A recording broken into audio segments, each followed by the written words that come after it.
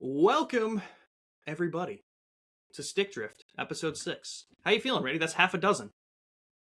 I had to do some math in my head there for a second. You are correct. That is half a I dozen. believe it or not, I had to crunch the numbers. That's why we started a little bit later today. Yeah. But we got there. So episode 6, everybody. Hopefully everyone's enjoying the content. Don't forget to like, subscribe, and comment on each video. That way, get some outreach. Hopefully, we love to hear from you. We talk about a lot of things. We want some content. I thought for a second you said outrage instead of outreach, and it was just like start insulting us, just bully the shit out of us. I don't need any more outrage than I already have, man. From you or from other people? Both. Sick. Yeah. Who doesn't love a little hate? It comes with the territory. You're on the internet, Mm-hmm. I'm honestly surprised. Granted, we don't have many views on it yet. We're still an early channel. So again, I appreciate everyone for checking us out. I do figure that if anyone does come across our ranking of gens 1 through 9, there will be some heat in the comments. I think somebody made a comment on there. I forgot to respond to it. I have to go check. I did comment on it. I just saw it today. We're real good with this. So I'm asking you to comment. We may not see it for up to 72 hours. Well, no, I think I saw it yesterday. And then I was like, oh, I should respond to this. But I was at work when I checked, and I was just like, all right, I'll get to it later. And I didn't. I eventually did. So we will get to it. Yeah, we'll get to it. It just might take a bit. But how are you doing today, Randy? I won't complain. There we go. Okay, that's... You know what? I'm in the same boat. So why don't we just skip that? Fair enough. All right. Let's get right into it. We got a couple things in the spotlight segment we wanted to talk about. We're gonna try again. We say it every damn time. We're gonna try our best to not have this episode go 2.5 hours. We'll see how it goes. But Randy, take us away with the spotlight segment. What you wanted to bring up, what you wanted to talk about. Okay. I think first I'll get this out of the way because I'm playing it at the moment. Both these things are something I'm playing at the moment. Currently playing the Diablo 4 expansion that just came out. Have you played Diablo 4 at all? Not at all. It's something I wanted to jump into because I think it's available on Game Pass with, them owning Blizzard and everything, but I have not jumped into it. I would recommend at least playing through the campaign, like the main story. I've had enough fun with that game to where it's something you can especially co-op, you turn your brain off, you play with your friends, you get some loot. It's a good time. The end game, at least originally, when the game first launched, was terrible. And there was no reason to keep playing the game. It was really boring. I have heard better things about this expansion. They had one other before this one that I didn't check out, at least not yet. And I heard it kind of had the same exact problem where the story was okay, but it was an expansion, so it was shorter and it was just not really worth spending the money on. This time, again, I'm having fun with the campaign, and I've heard they've made some changes to the end game to hopefully make it not as terrible. And I have heard some sort of positive things about it. I've seen some people describe it as fast food, where it's one of those it's a good time for a little bit, but it's not like the meat and potatoes of it are not fully there. It's one of those you get through it, you have some fun, you have a good time, and then you move on. And I think that's fine for some games. I will say previous Diablos have had a better better end game worth keep playing of, but this one's still, it's a good time to at least go through. So yeah, if you can if it's at all your thing, I'd say at least check it out, try it. But hell yeah. And that just came out 2 days ago, I believe. That's called Diablo 4 Lords of Hatred. Yes, and it added 2 new classes. There was also another class added with the previous expansion. So if you're like me and you haven't played it since the game originally launched and you had fun with the campaign, I'd say it's at least equal, if not a little better than that. But again, I can't get to the end game, which is where a lot of the players really care. So I haven't gotten there yet, and I'll probably provide a little bit of an update at that point. Probably next week, honestly. I'll be doing that stuff by then. So hell yeah, I'd love to hear about it. I'll give it a shot. It's on Game Pass, so if it's on Game Pass, especially if you can do co-op, I know Nick would probably be down if he has Game Pass as well. So yeah, 100%. I would recommend at least playing the game on co-op. It's a good time. Hell yeah. Do you want me to go into the other thing that I've been playing, or do you want to? Yeah, because I see it written, and I very much want to hear about this. You were already texting me about it. Yeah. So let me hear it. Dude, I know I had said we were talking about the games or series that we wanted to get into, and this was one I had put on there. It was Tainted Grail: Fall of Avalon. holy shit, am I like blown away by this game. It's a little bit because of my expectations going into it. I had tried it previously. It didn't really run on my computer at the time, and then I just got away from me with other things I was playing, so I didn't play it. But now that I have a better computer, I'm trying it again, and wow, it is a quote unquote scrolls like. So it's like Elder Scrolls, but like it's like 3 different quote unquote acts. Again, I'm gonna say that.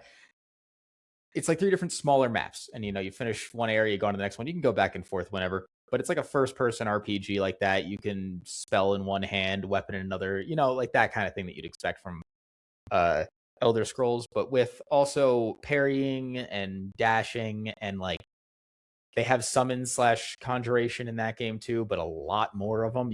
It's much more in depth with its build crafting. Uh there's a lot of different armor sets with different perks and things like that on it, different things like you can do a two-handed build, but like it kind of scales off your magical stuff. So like if you have less mana, you do more physical damage with two-handed weapon. It's very in depth with that. There's a lot of different cool things you can do. The story is built on like King Arthur, like Arthurian legend, that kind of thing, but like a very dark take on it. I haven't finished that yet. I'm on Act 3, and I'm getting pretty close. But like I also recently checked out some because they had a DLC for it. That's like a kind of Arthurian, but it's more like what's the word with Cthulhu? Lovecraftian. Yeah, they kind of have like a Lovecraftian underwater DLC for it, and you could start that at any point. So I just went there to check it out. And like that area is really cool too. And the thing with this game is it does most of what you want from an Elder Scrolls game incredibly well. Especially coming out. Yeah. Yeah, that's like the coolest part of it. Like, yeah. Jesus Christ. Yeah, no, that's insane. It's a game that released. But no, it's like a 50-ish person team from Poland. It's like threads the line between like indie and AA. Like it's a very small team. And so because of that, the game, especially on launch, was pretty buggy and like a little janky, and so had some issues and stuff. They've ironed a lot of that out. They've fixed up Act 3 a lot, because there was a big problem with that on launch, with the ending of the game was not nearly as fleshed out with the as the first 2 acts. And it's hard for me to compare because I'm not like right at the end, so I don't know what they really changed. I didn't finish Act 3 when that was like when the game first came out. So I can't fully say, but I know they've been updating the game very regularly. They put out like a couple of free big updates, or like adding new weapons, armor, like an end game, like kind of dungeony area that's meant for like very high level characters. They added the paid DLC that they added, the expansion. But that was like I think it's $15, but I just got it on sale for like $8 already, and the game came out last year. So you can get that cheap too, and it adds like 15-20 hours of like story there too. So it's just, while it is a little janky and buggy, the quality of what you're getting other than that is incredible for the value. And like the game wasn't even full price on launch. Like on launch, it was like $45. That's awesome. Yeah, it's so good. It's so worth checking out. I will say, with one caveat, not if you're playing on PlayStation 5. Ooh. Apparently, the developers have even like confirmed this. They have a massive problem with however they built the game, and the PS5's there's the system, or like something with Sony. They cannot get the game running incredibly smoothly on PS5. I don't know exactly what it is, but there's like stuttering, screen tearing. They're having problems with that, and like it's apparently like kind of playable. So they kept it up, but like with an asterisk. Like, interesting. We're trying to fix this, but and like they update some like semi regularly about that, but just in general they update pretty regularly. But about that, they say like we're still trying. Like, is that so? So it's only PlayStation. It's not on Xbox. Only PlayStation. Like, no, not on Xbox. Interesting. So it is a little like heavy on like PC. It's like it requires some pretty decent specs, more decent than it should require, I would think. But just based on graphics. But it's not entirely out of like unreasonable. But yeah, no, the soundtrack is insane. It's been blowing me away. That's awesome. This is definitely a game I'm interested in. I Mhm. just wanted to point out, it says it came out in 2023. Yes. Okay. I think you said it came out last year. Oh, the DLC No, probably that you the were talking DLC about. came out like a couple of months ago. It might Okay. have been in early access. I thought it came out last year. I'll double check really quick, but it might have been that Okay, it yeah. came out in early access in 2023. You know what? I may have just been talking. I think I was just talking about the game, so that's totally my bad. I had the game page up and I was just looking at some of this stuff because this game looks fucking Yeah, awesome. it exited early access in May of last year. Okay, that's sick. No, this was definitely a game you were talking to me about even before you were texting me. Like, you mentioned it, you brought it up recently on one of the other episodes about games we wanted to get into. And this was one that I was looking into, saying this looks awesome. You sent me a lot of information about it, sent me some of the soundtrack. You've been loving it, and The soundtrack's really good. this is absolutely one that I want to get into. I like the Elder Scrolls. I've played Skyrim just like everyone else has a billion times. And I played Oblivion last year with the remaster. That was my first playthrough of it, and I had such a horrible time because for whatever reason, and I've mentioned this to you, my Xbox cannot run Bethesda games. It sounds ridiculous. The only games I had crash constantly last year: Avowed, Elder Scrolls 4 Oblivion, Doom: The Dark Ages, and Starfield. I play What's funny is a lot of that stuff was like Xbox timed exclusives. That's fair. But it's all like either developed or published by Bethesda. But like, I played other new games. Like, I played Monster Hunter World. Or not World, Wilds. That game didn't crash on me. Clair Obscur did not crash on me. I played South of Midnight, did not crash. It was only Bethesda games. So it's a little weird, especially because like Doom and Avowed wasn't Bethesda, but Doom, it wasn't like published by either. I don't think so. Isn't Obsidian? Is Obsidian owned by? No. Oh, they're separate. Were they always separate? I believe so. Yeah. Hold on. One. Yeah, no, that's fine. Second. But I'll just keep talking really quick because there's a couple of things that people think Tainted Grail did better than the Bethesda games. For instance, choice and consequence. The game actually has it. It's not like, first of all, you can fail quests, some of them at least. You can alter the outcome of side quests, the main story. You could do all of that. It's more RPG than I think the problem people have it with Skyrim, but a little bit Oblivion as well. It's more than just building your character and then being an adventure game, which is kind of what Skyrim is. It's not too much of an RPG. It's more of an adventure game. Yeah, definitely. And this game has a lot more RPG elements to it. I will say, like, there's stat distribution, and it's next to pointless in Tainted Grail.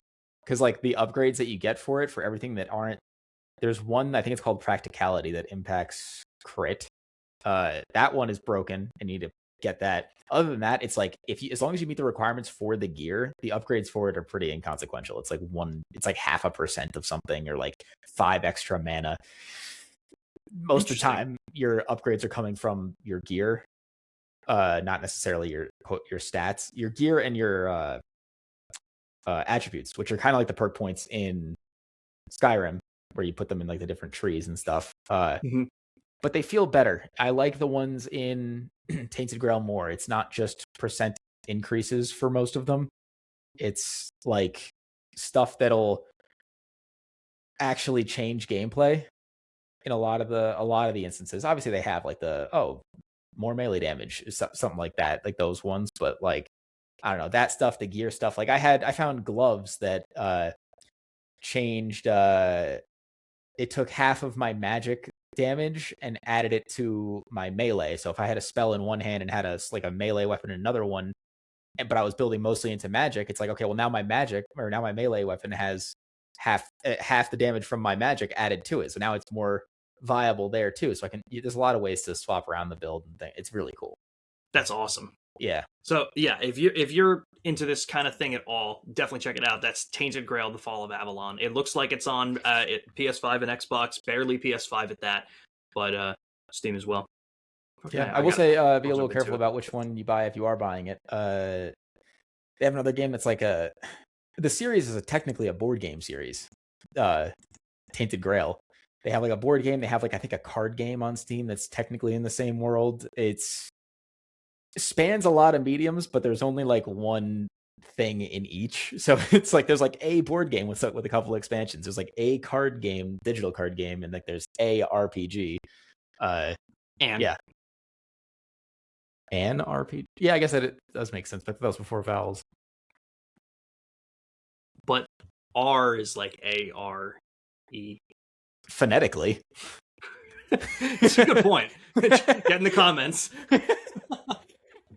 How does But explain English to us, please? I won't understand it. But it's funny that you mentioned that because I'm pretty sure this was the game that last week when we were or whenever we did, it wasn't last week, but whenever we were looking at games that we wanted to get into and you were talking about it, I think I had a page pulled up of the wrong one in the franchise. So again, yeah. Tainted Grail Fall of Avalon. That's the title. So check it out. Anything else you wanted to hit with that? No, I think that was pretty much everything. That looks sick. It's so good. Yeah, I would say temper your expectations just a little bit because like you look at like screenshots and you're like, wow, this is like going to be a AAA. And like there is some jank. There is a couple of bugs still. They're still updating it to fix some of that stuff. But like the difficulty curve, I think, might be a little bit of an issue with it because it's like if you're not doing a lot of the side stuff and you go to Act 2, all of a sudden enemies are tanky as shit. And it's like, let me go back and get some more upgrades, maybe like check out my build and thing. It's not like end of the world, but it's not like Skyrim where things scale to you. Interestingly, in the DLC, enemies do scale to your level. So you could do the DLC whenever. If you wanted to jump right into that, you could. But in pretty cool. The base game, they do not scale. It is not like Skyrim where you go anywhere right from the start. It is more linear. I don't want to say linear because there's a lot of it's more because like you can't even go to the second area immediately. You have to get to a certain point in the main story. Okay. But but you can get there if you just focus on the main story and rush there, you're gonna have some problems. That's fair. Yeah. Okay. So hell yeah, check that game out if it's your thing. It looks like it's $30 on Steam, so like you said, it came out for $40. Is that on sale or is that? Oh, that's a good question. Hold on, I just clicked. I bought it when it came out, so I. Oh no, okay, that's on sale for 35% off. So it is $45, and right now it's $29.24 that it's showing on Steam. So yeah, 100% check that out if that's your kind of thing. You're not going to be getting the Elder Scrolls 6 anytime soon, so may as well if you're find looking your for something to scratch that itch. It's probably the closest I've come to scratching that itch. Avowed, I had hopes for, but it just didn't for me. That's completely understandable. Yeah. All right. Well, I had two things I want to talk about. I don't think I'm going to go super in depth into either of them. The first one I want to talk about is one of the few new games from this year that I've beaten, and it's High on Life 2. Randy, did you play High on Life 1 at all? I did. I beat it. Okay. What did you like it? Kind of a Diablo experience, honestly, for me, where it was it was fun enough. I don't need to revisit this. That's exactly how I felt about High on Life 1. This game, High on Life 2, does everything High on Life 1 did, and way better, in my opinion. Like, this is a game that knows its comedic style, that knows the sense of humor it's going for, and just does more of it in a better way. I was pretty worried with Justin Roiland, like all the stuff that happened, and then he was being removed from High on Life. Like when they did the DLC High on Knife, he wasn't in that. They replaced that gun. I believe the gun's name was Kenny. They replaced that gun with a different gun named Harper. I forget who the voice actress was for that gun. She was from SNL at the time, but the DLC was really cool.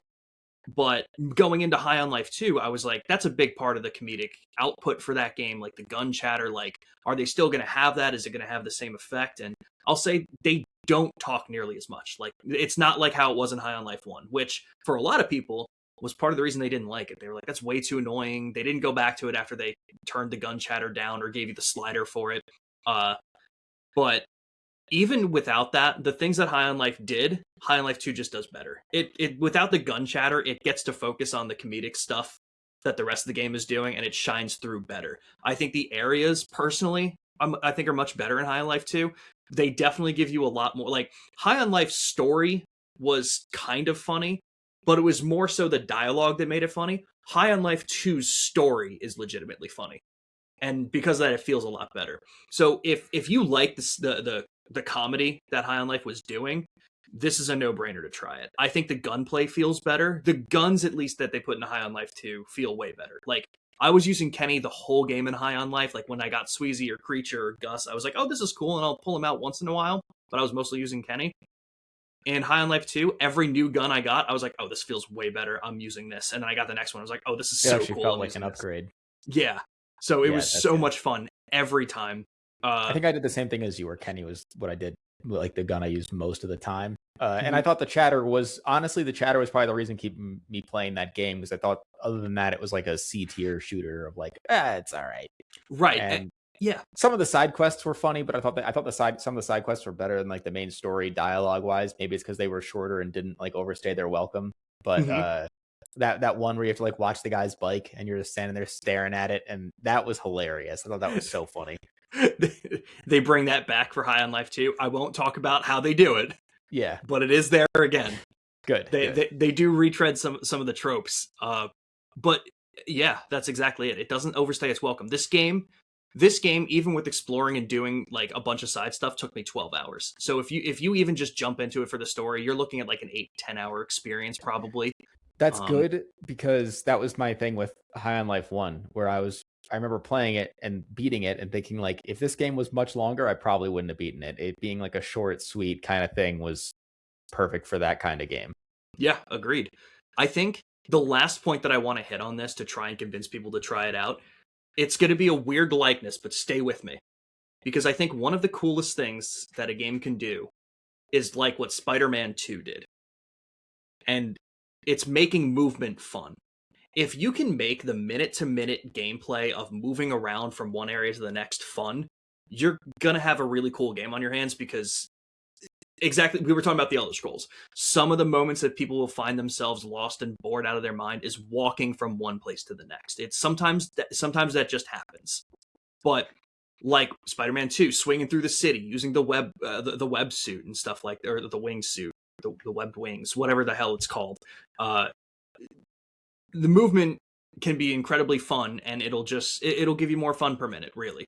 And I think that's what they did with High on Life 2 with the skateboard. It feels so damn good, because you don't really sprint in the game when you're outside and exploring. You get on a skateboard and you grind on the rails. You can click LB to use Knifey to pull yourself to another railing that you're like using him to grind on, and then you jump off, you air dash to the next rail.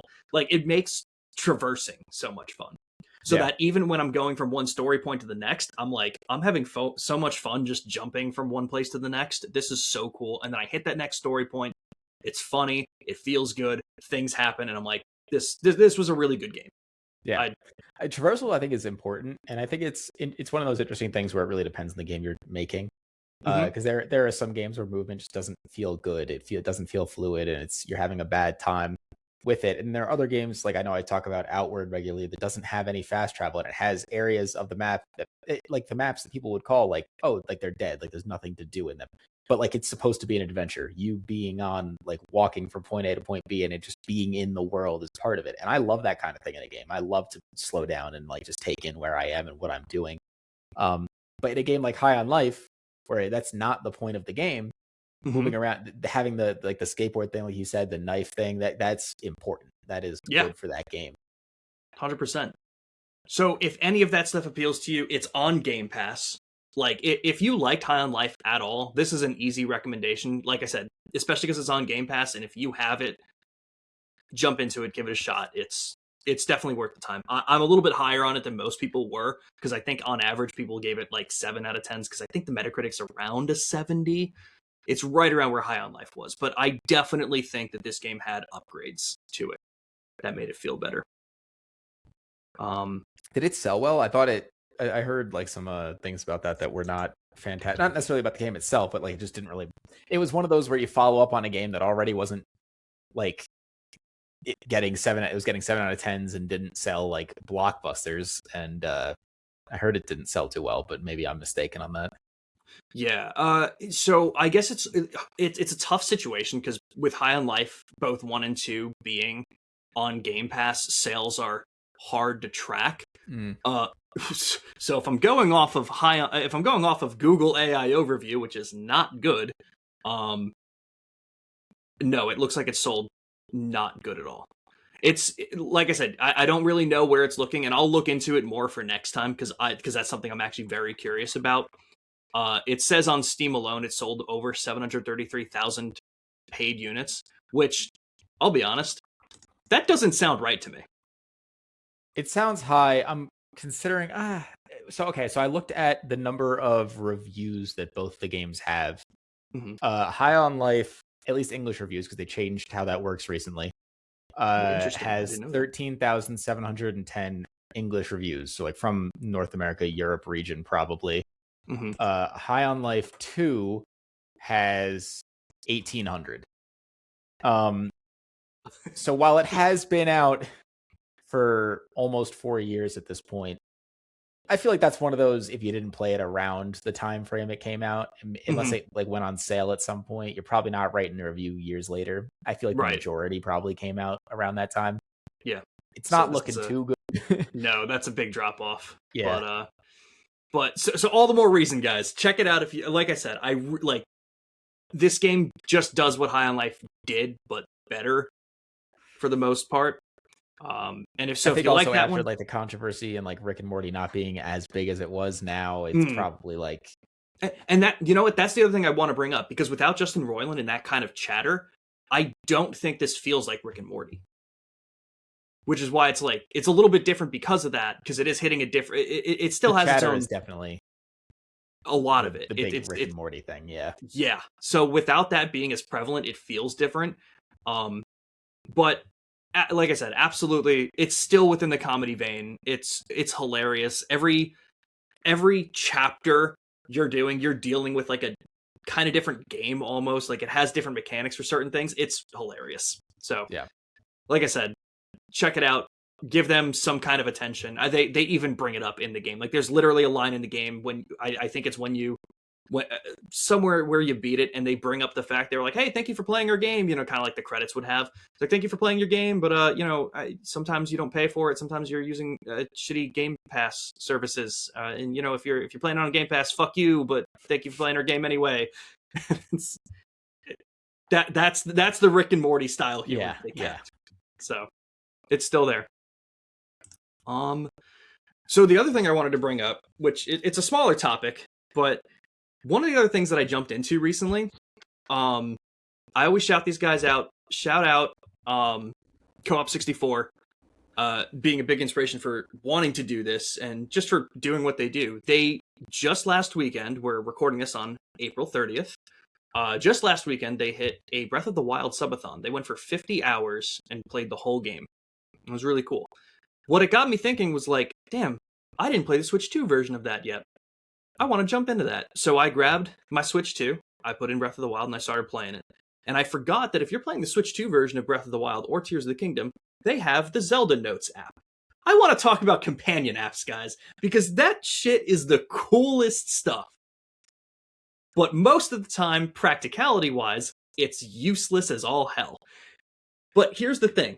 There's a middle ground that we can find, okay? Because what the Zelda Notes thing does, it has different aspects that can be used that you wouldn't get in the base game.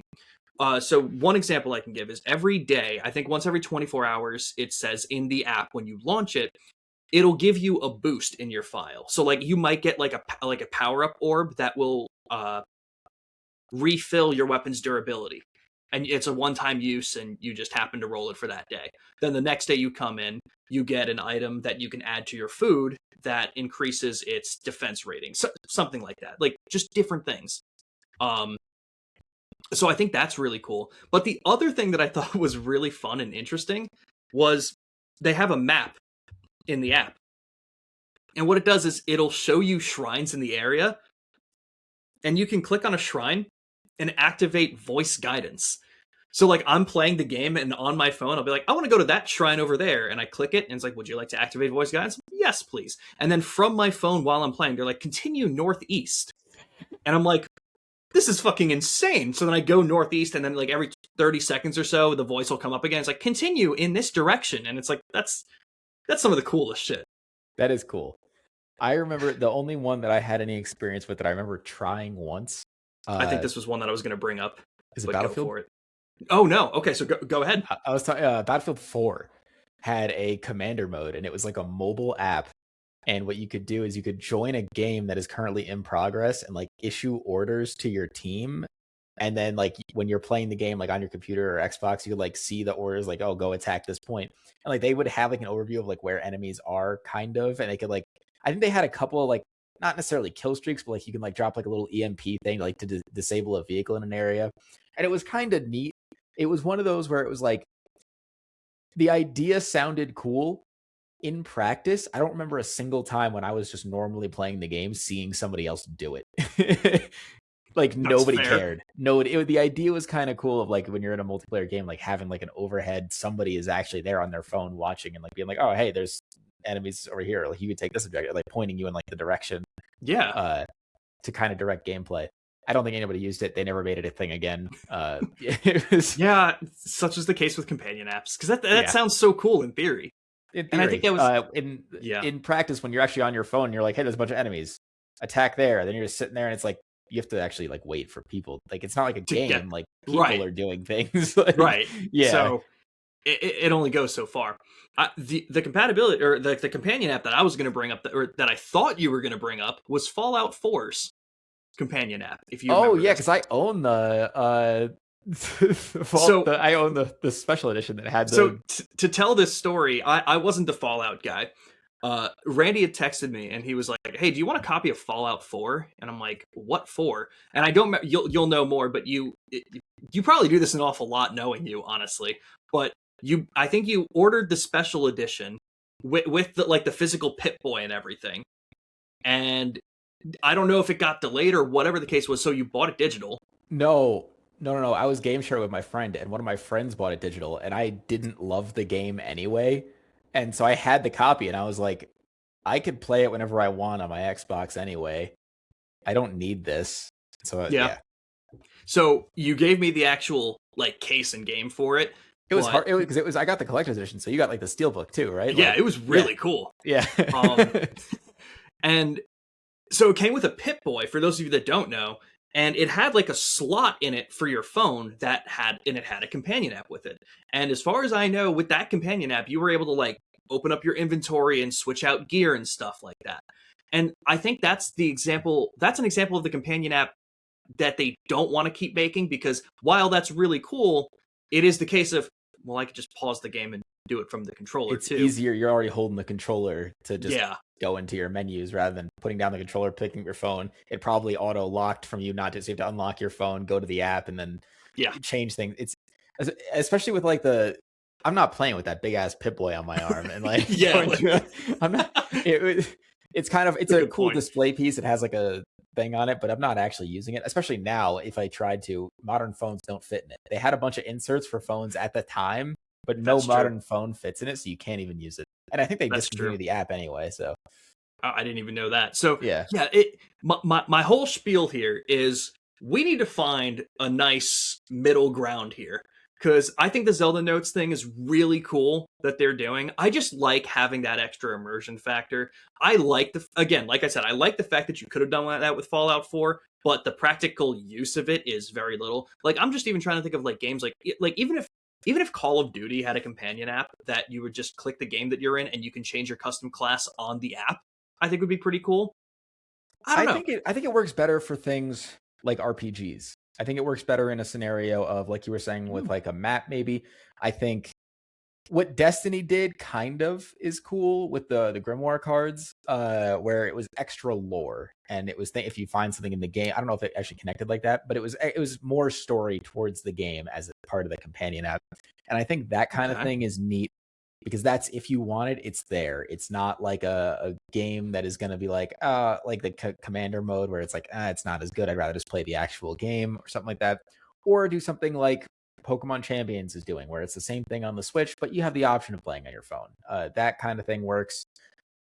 I think it's when it's like not fleshed out ideas that are just like a throw in. It's not a really good idea. It's some extra content, some lore, something like that. The directions thing is neat. I don't know how much I'd actually use that in a game, but it is a neat idea. I think it works better in a single player scenario. I feel like I'm going to be using that just to use it. Like I'm going to have it up and it's like turn around, and I'm going to be like it's right there, like I'm just standing in front of it.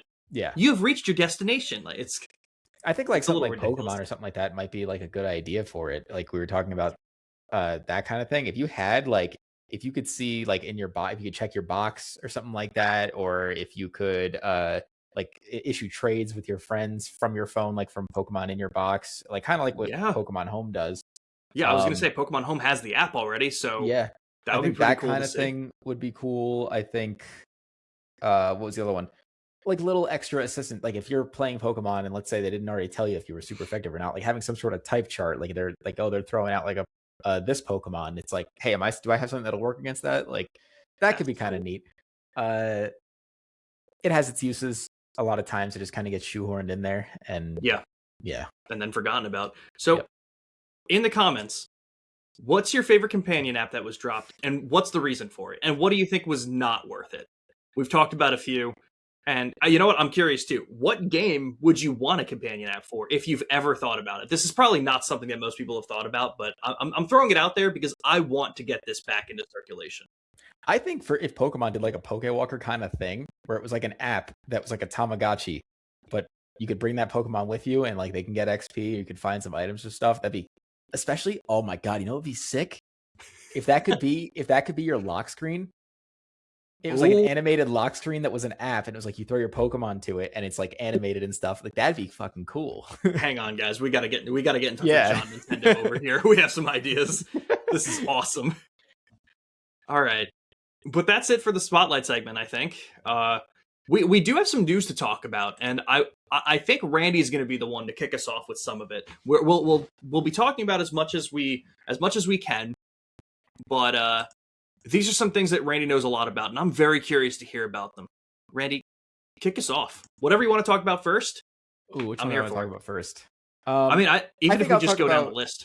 Okay, yeah, we could just go. I'll start with Metro 2039 because they Yeah, announced a new Metro game, and I am both insanely excited and like a tiny bit worried. They had 4A games hasn't really let me down before, so I don't really have much to be worried about. I would say the only thing is that they've confirmed. Well, first of all, it's not based off one of the Metro novels. This is the story written in conjunction with Dmitry Glukhovsky, who's written all the novels for Metro. But it's not based on a pre-existing story. So it's mostly 4A games, I believe, but just worked with the author. Second, you are not playing as Artyom. This is the first time in the series it's a new main character. And the main character is voiced, which, as long as they don't pull a Fallout 4 with it, it should be good. I think that could fit for this kind of game. lots of changes that I Lots of understand the changes. skepticism. Yeah, I'm wondering now if they're doing open world the same as, well, not really open world, but like open zone the same as Exodus did. I hope they didn't, or I hope they don't.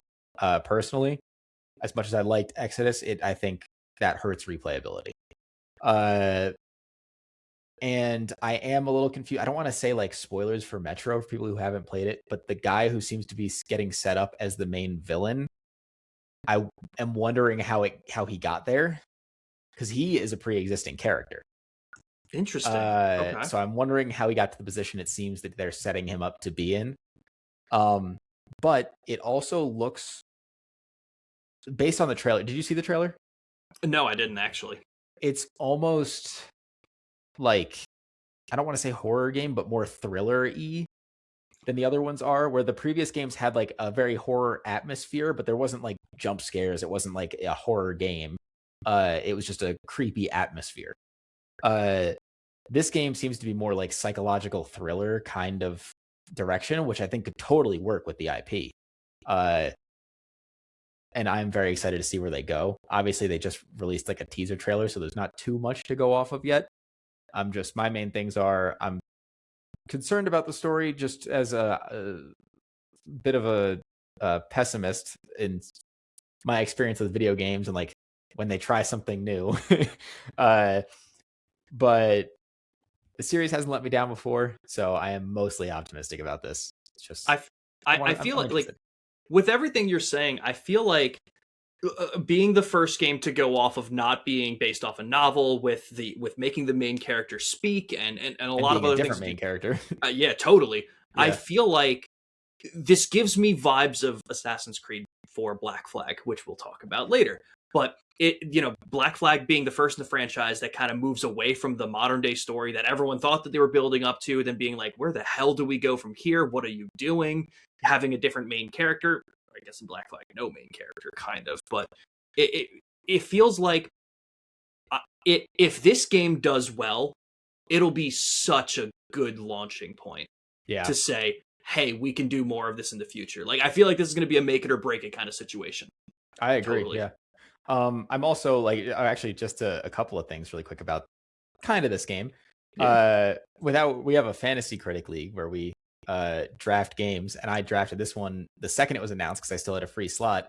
And after doing so and talking about how hyped I was for that, realized they only said this winter. That could be January or February. That's funny. I was going to ask next if they have a release date set. Yeah. You know what, though? Maybe it's December. Maybe it's December. They said this winter, and I was like, I'm drafting it. And then I was like, wait, this winter could technically be next year, too. Now, so that wouldn't work. And let me ask you this, then. Just because you brought that up now, do you think this would be a smart move if they were to do it in December? Because in my mind, once GTA is out November 19th, I don't think you want to put anything... Like, do you think it would be fine for them to put it out? Yeah. Like, maybe... this could be around the same time GTA Online would be coming out. I think that game is different enough to where if you're the kind of person who's buying GTA and nothing else for the next couple of months, you probably weren't the target audience for this game anyway. That's a good point. That's a damn good point. Yeah. Okay. So I think that's fine. They're very different styles of game, and yeah, that's a good point. And if you were going to buy GTA only, you weren't going to buy anything else anyway. Yeah. So you're not wrong about that. 100%. Yeah. So I think that's fine. Yeah. I did see the trailer actually because I think I saw only part of it. I don't think because it was a longer trailer. It was like a 6-minute trailer or something, right? Like it was a big. It was a teaser, but like it was a in-depth teaser. Yeah. So I don't think I saw the whole thing. I think I only saw like a clip of it, but it looked really cool from what I saw. And my experience with Metro has only been which one? Yeah, that's the one we played. Because then we were playing. We played 2033 on stream together, and then we started up Last Light, and he was like, "Mute the mic." And I muted the mic, and he was like, "There's a sex scene right in the beginning. Can we show this on Twitch?" And at the time, I didn't know, and we just never got back to it. Yeah, that was such a momentum killer because I was so into it. Metro is so good, you need to, and there's like secret endings for it. It's really cool. Yeah, no, I think you know how cool like the story of this game is. My girlfriend hasn't played any of these games. She's very into like horror and thriller stuff though, like movies. And so I showed her the trailer for that, and she was like, has anybody made a movie about this yet? And it was like, it should be. It's really, the story is really cool. They actually did try to make a movie about it. I don't know if I spoke about that at all, but no. Oh yeah, they did try to make a movie about it a while ago. Dmitry Glukovsky gave them the rights to make a movie, but held on to the overall rights, and then basically took their rights to make a movie away. Because the studio that was trying to make the movie tried to change the location. This game is set in Russia, and they tried to move it to the US to make it fit with the audience, or they something like the audience would like it more in the US, and he was like, nope, and just canceled it. And I was like, good. I will say, guys, if you are like me and you search Metro movie, it is not the 1997 film starring Eddie Murphy. That is a very different franchise. Not the same. Yeah, but as I understand it, he basically pulled their rights because they tried to. A lot of the plot makes sense because it's in Russia. The characters are Russian. A lot of it is based on that, and the author Dmitry Glukovsky also being obviously being Russian. You can't just take that and put it in a different. It doesn't work. It doesn't work. And I feel like this is where you get to be like have so many adaptations fail, where they're just like, well, what if we change this one thing? Location doesn't matter too much, and then because of that, you're changing 30 other things, and then all of a sudden, nothing's the same. It doesn't feel like anything. It's hitting an audience of zero. Because let's be real here, with a game like Metro, if you're not shooting for the Metro audience, who's going to be watching that? Yeah, who was it that said something similar to that? We're not making this game or this. Oh, it was the Halo TV show. That's what it was. They said that? and then It was still something did what they like did. it was something along the lines of like people were complaining about like the changes they were making, and it was like if you aren't like agreeing like with the vision we have for this, then we're not making it for you or something like that. And it was like, Interesting. who are you making it for then? Right, yeah. And that's even a bigger that's a bigger IP, but it still stands. Like, Yeah, it's like I'm because that's not it's a big IP for video games, but right. like if But you don't, anyone outside of the like my dad doesn't know what the fuck Halo is. Like, why is he's he not gonna going to be go? picking it up. Yeah, Yeah, that's interesting. But yeah, yeah, no, it's totally true. The whole thing is like because we see things like The Last of Us and Fallout doing so well, and to people who aren't part of the video game franchise, like the video game space too, if you do something right for the video game audience first, word will get out and then it'll expand. Like you have to do what's best. You just know your audience. yeah. That's the number one rule for pretty much anything in the video game industry. You can't do that for music all the time. You can't do that for TVs and music all the time, or TVs and movies all the time. But if it's an adaptation of something, that's the audience, guys. Come on, it's not that difficult. Yep. Yeah, and I think But for Metro, that kind of is one of the things where it gives me a little bit of hope, seeing that he saw that movie changing a bunch and went absolutely not, and then is still on board with what 4A Games is doing with 2039. That works. hell yeah. Well, Yeah, here's hoping. Like I said, yeah. this winter, tentatively right now, I would definitely, as someone who likes to play all the games, I gotta hit Last Light and I gotta hit Exodus before I would do this. Play them in But order too. That this isn't one where you bounce around. This is an in order situation. that makes sense, especially if it's a different. I mean, like I'm curious when the game comes out. I don't know if you'll know this offhand. Then, do you know that this sequentially comes after Exodus already? It kind of has to. Like, I feel like. okay, again, we're not talking spoilers or anything. So, Yeah, but so it has to come after Exodus. You would think. I would think. Yeah, Okay. So I'll try and hit Last Light and Exodus. I mean, I got a big backlog here. This year is very back heavy for me. So if I can hit so many games before September, but once September I'm hits, just I'm double going to be checking. hit with new games. Yeah, totally. I'm gonna Google really quick. I'm pretty sure Metro Exodus is it was the book that it was based off of was 2035. I think the games are 2033 Last Light Exodus. I'm pretty sure the books are 2033 34 35. So I think they changed the name, but they Okay. are like And interesting. Okay, so 2039 is four. I would assume that this game is going to take place in 2039. So that's yes. 4 years after the third one in the Yeah, it's series. So 2035. Yeah. So okay, so so I don't it has to be after. Yeah. yeah, that makes sense. I didn't think a year wise actually, so that makes a hell of a lot of sense. But yeah, this is absolutely a series I'll jump into and get caught up with before that. This winter, guys, tentatively. Here's hoping. Yeah. Um I'll jump into the next thing then that I had written down since we're going in order. And I feel like Yeah. I can go over this one pretty quickly because I know you've played it, but you haven't gotten insanely far into the. I'm saying series. It's one game, but it's basically a Mhm. series at this point. Final Absolutely. Fantasy 14. I know Hell I've yeah. mentioned Final Fantasy 14 before, but they just recently announced a new expansion 8.0 Evercold. As always, the trailer is amazing. I think Final Fantasy 14 trailers are kind of unrivaled. Even if I didn't play the game, I'd watch them. They're sick. They're really long and they're so cool. But as always, the soundtrack of it was amazing. And they had at the NA Fan Fest, they had some pretty big announcements, which is kind of interesting in and of itself. Because as I understand it, there's always in the build up to a new expansion, there's 3 fan fests. There's NA, then they do EU, then right before the game comes out, they do the Japan Fan Fest. Or the expansion comes out. And they typically will do the new trailer at the NA one, but then not go too much into details beyond a couple of things. This time, they had quite a few things to announce. And I'm unsure if that is because there's so much more to announce that it still is as a whole, not very much, or B, if it's because the last expansion, Dawn Trail, wasn't received super well. So they're like, hey, here's what we're doing to fix that. So first of all, they're changing the ability system / combat quite a bit.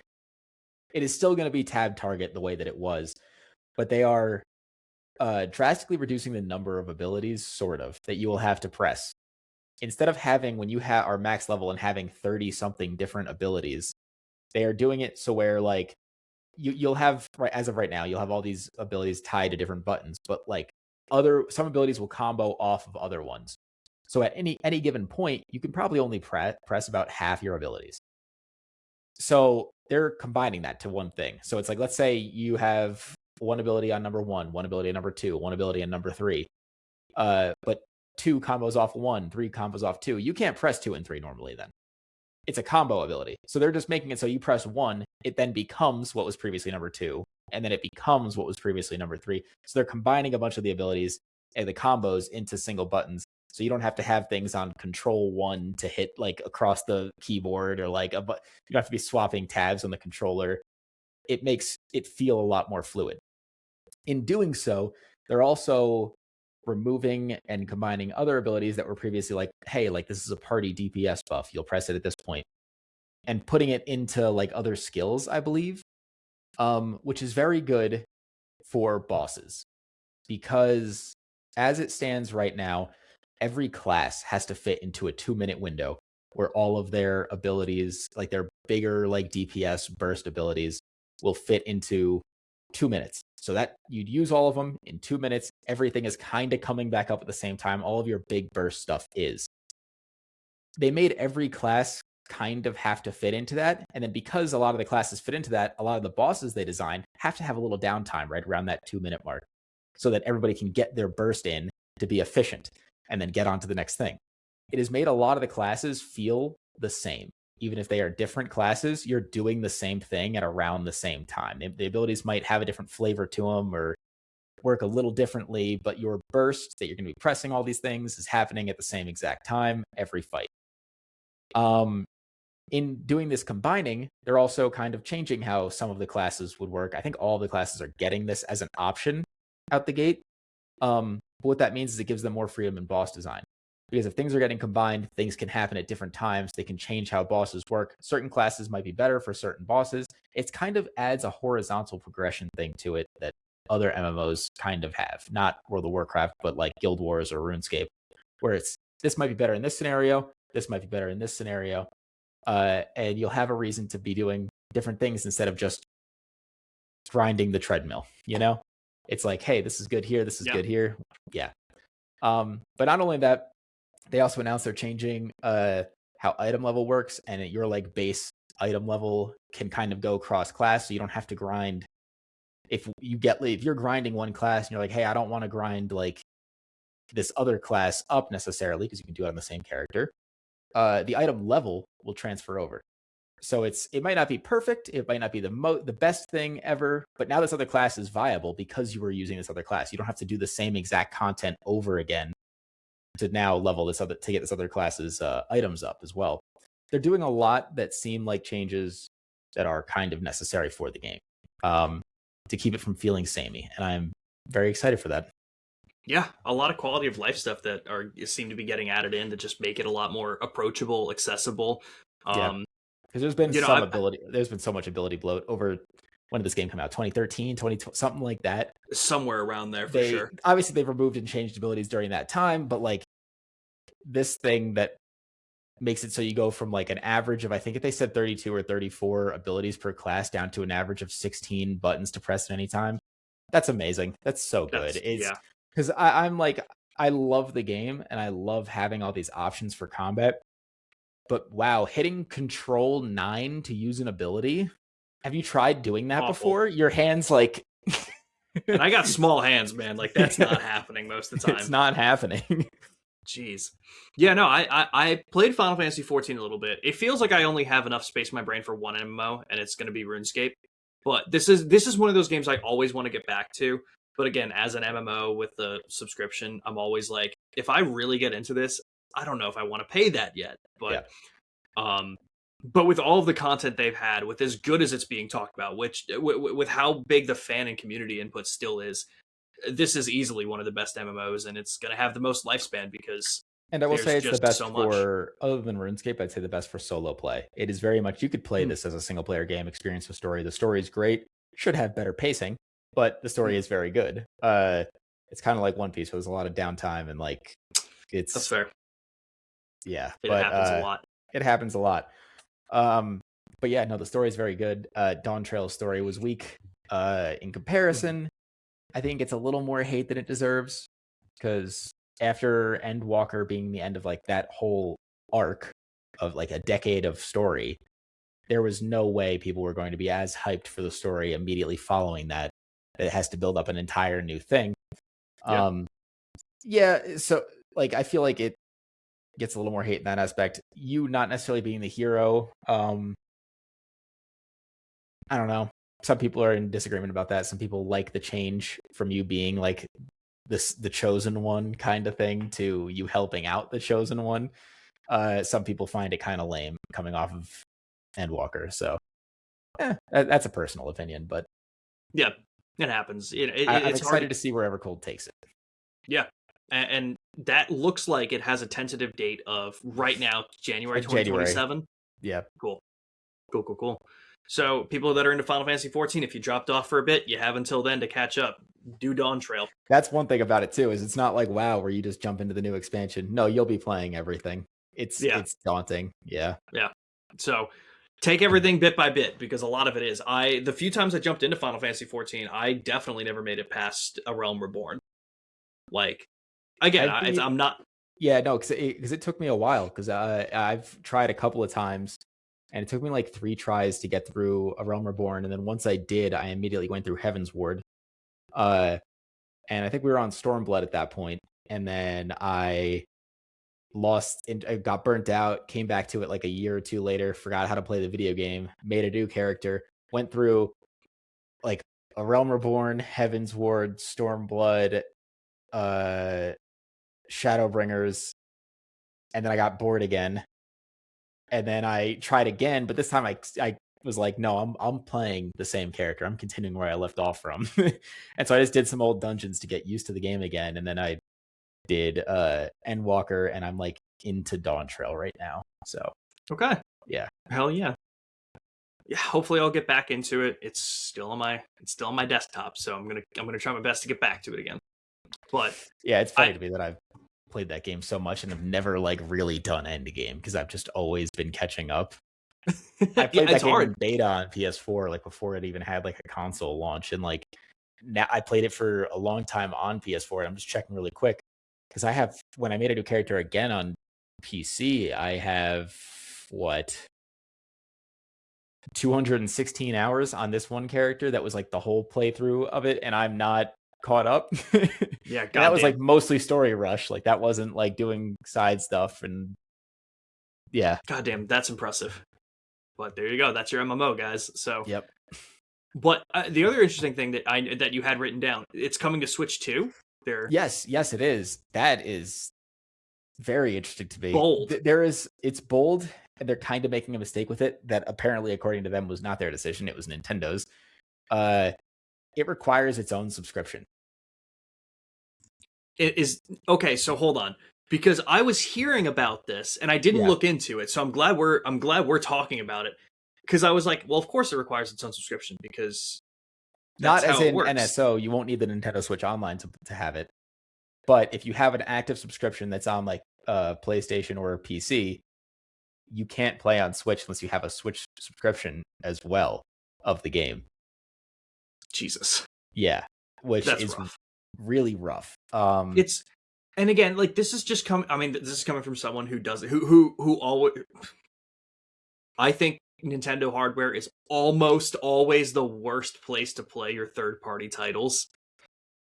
Yeah, almost, not every time, but it's like if I have it on PS5 or Series X or PC, it's almost always going to be better run on those. But yeah, of course. So this is a weird decision where it's like, all right, would I? Granted, it would be handheld, which would be it feels like if you're somebody who travels a lot for work, this would be perfect. If you're going to be playing handheld, perfect. The fact that the Switch has the mouse control built into it is that's big. huge.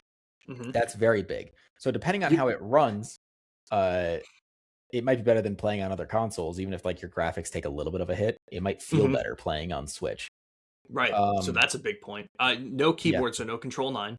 I think they said they are adding, if you have an external keyboard, it will support it. Oh, that's cool. Okay. Yeah, because I know consoles do that right now. Mm-hmm. But I think they said I take that with a grain of salt because I don't remember, but I do remember Mm-hmm. seeing keyboard mouse support, and I know they said its own mouse. Okay. Uh, so it's cool Interesting. they're adding that. With that being said, I know the Switch 2 isn't like it's like kind of in between like a PS4 and PS5 in terms of power. Uh, and they also said the PS4 like support of the game is going to be ending relatively soon.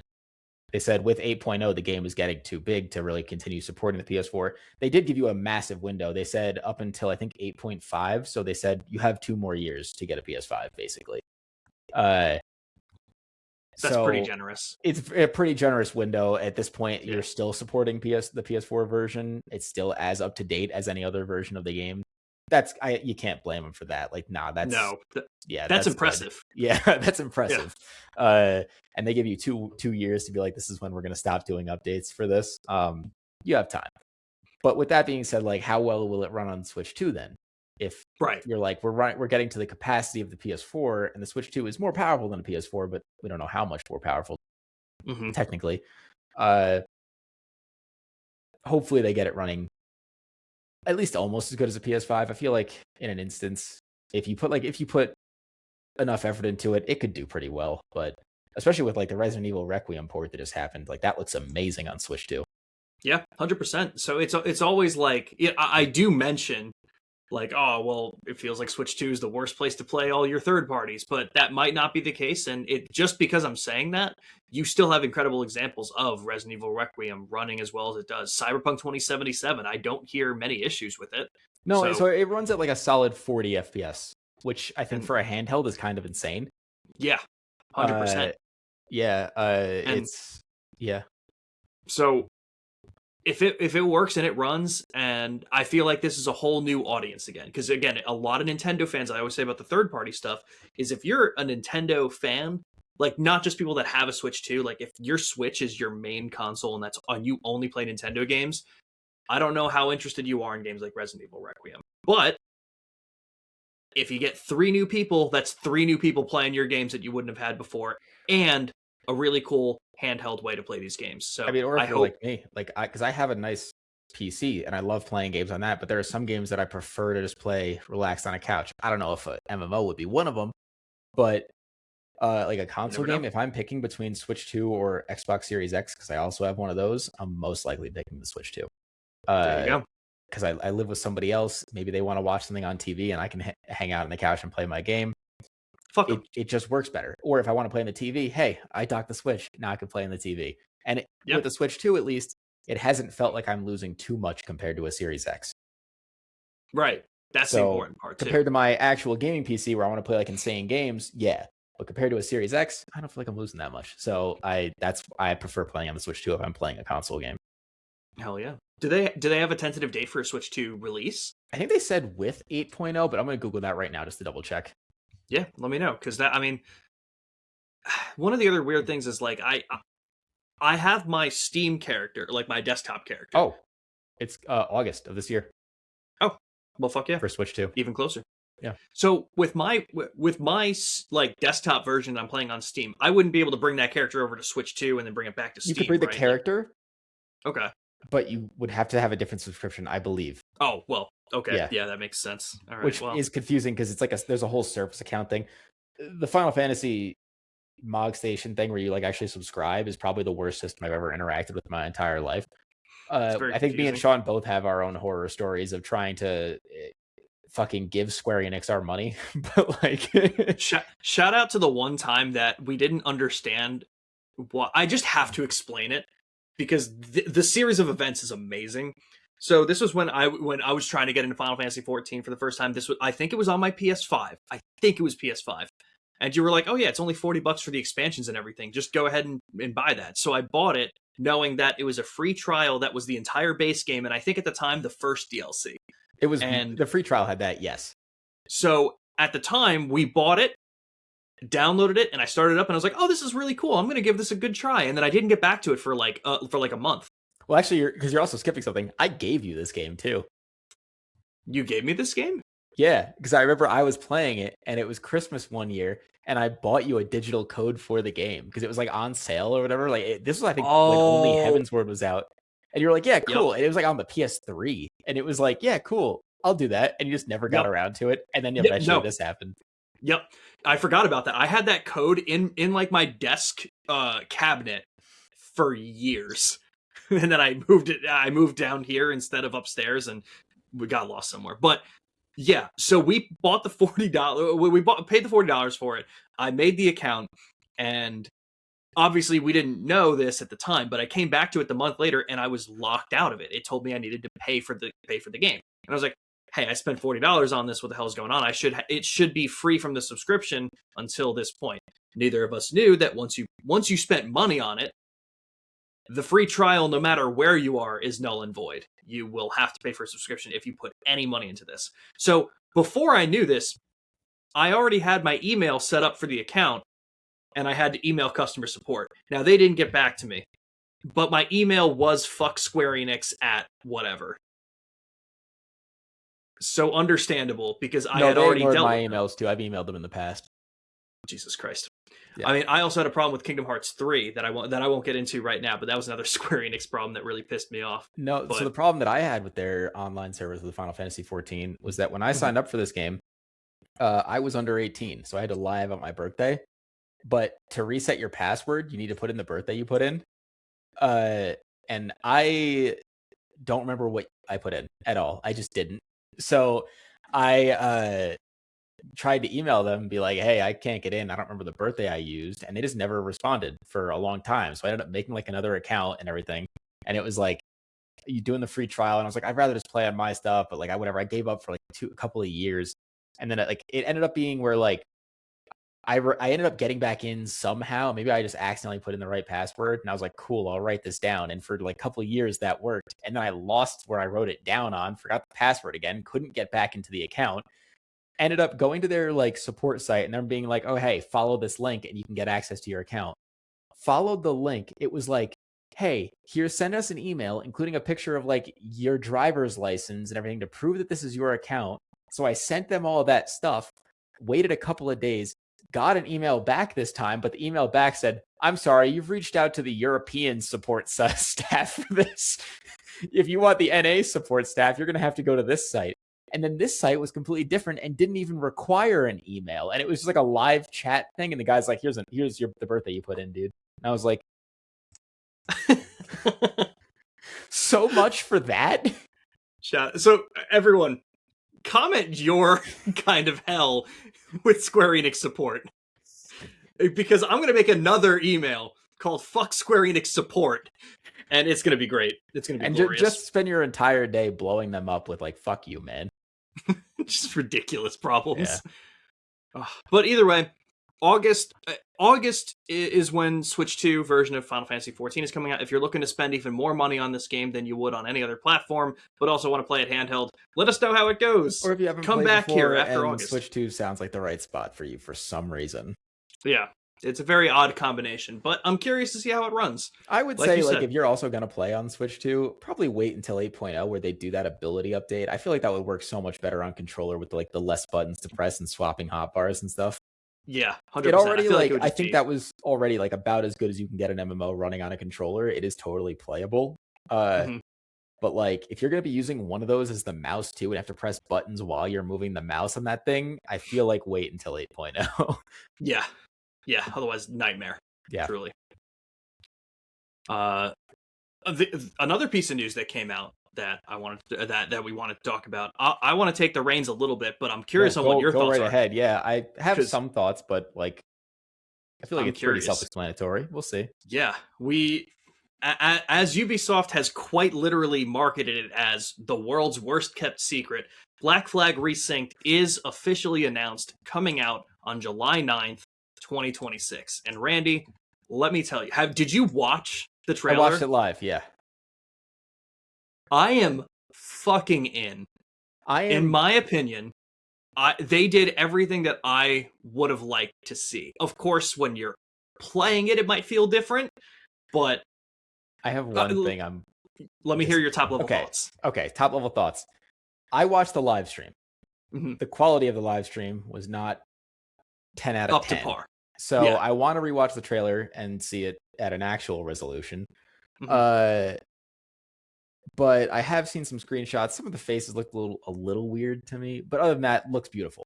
Pretty much what I wanted from a Black Flag remaster. Keep the game the same, make it look good, better. They have added some more content, which is kind of worrying for me, considering how I feel like they've been doing things recently. Just because it's Ubisoft, a Ubisoft level of distrust. I don't know with how much they've added, how much they can mess up. I know it will not have the DLC in the multiplayer. The DLC feels weird to me. The multiplayer, I'm personally disappointed about. I used to love Assassin's Creed multiplayer. Shut the fuck up. Dude, it was so fun. It was so fun. I don't think I'll be honest with you. I don't think I ever jumped into the Black Flag multiplayer, but I did with Brotherhood, and I was like, what am I even doing? So did you not know the game mode? It was so cool. No, I guess I didn't. It was like an assassin thing. You get a target in the lobby. It's kind of free for all.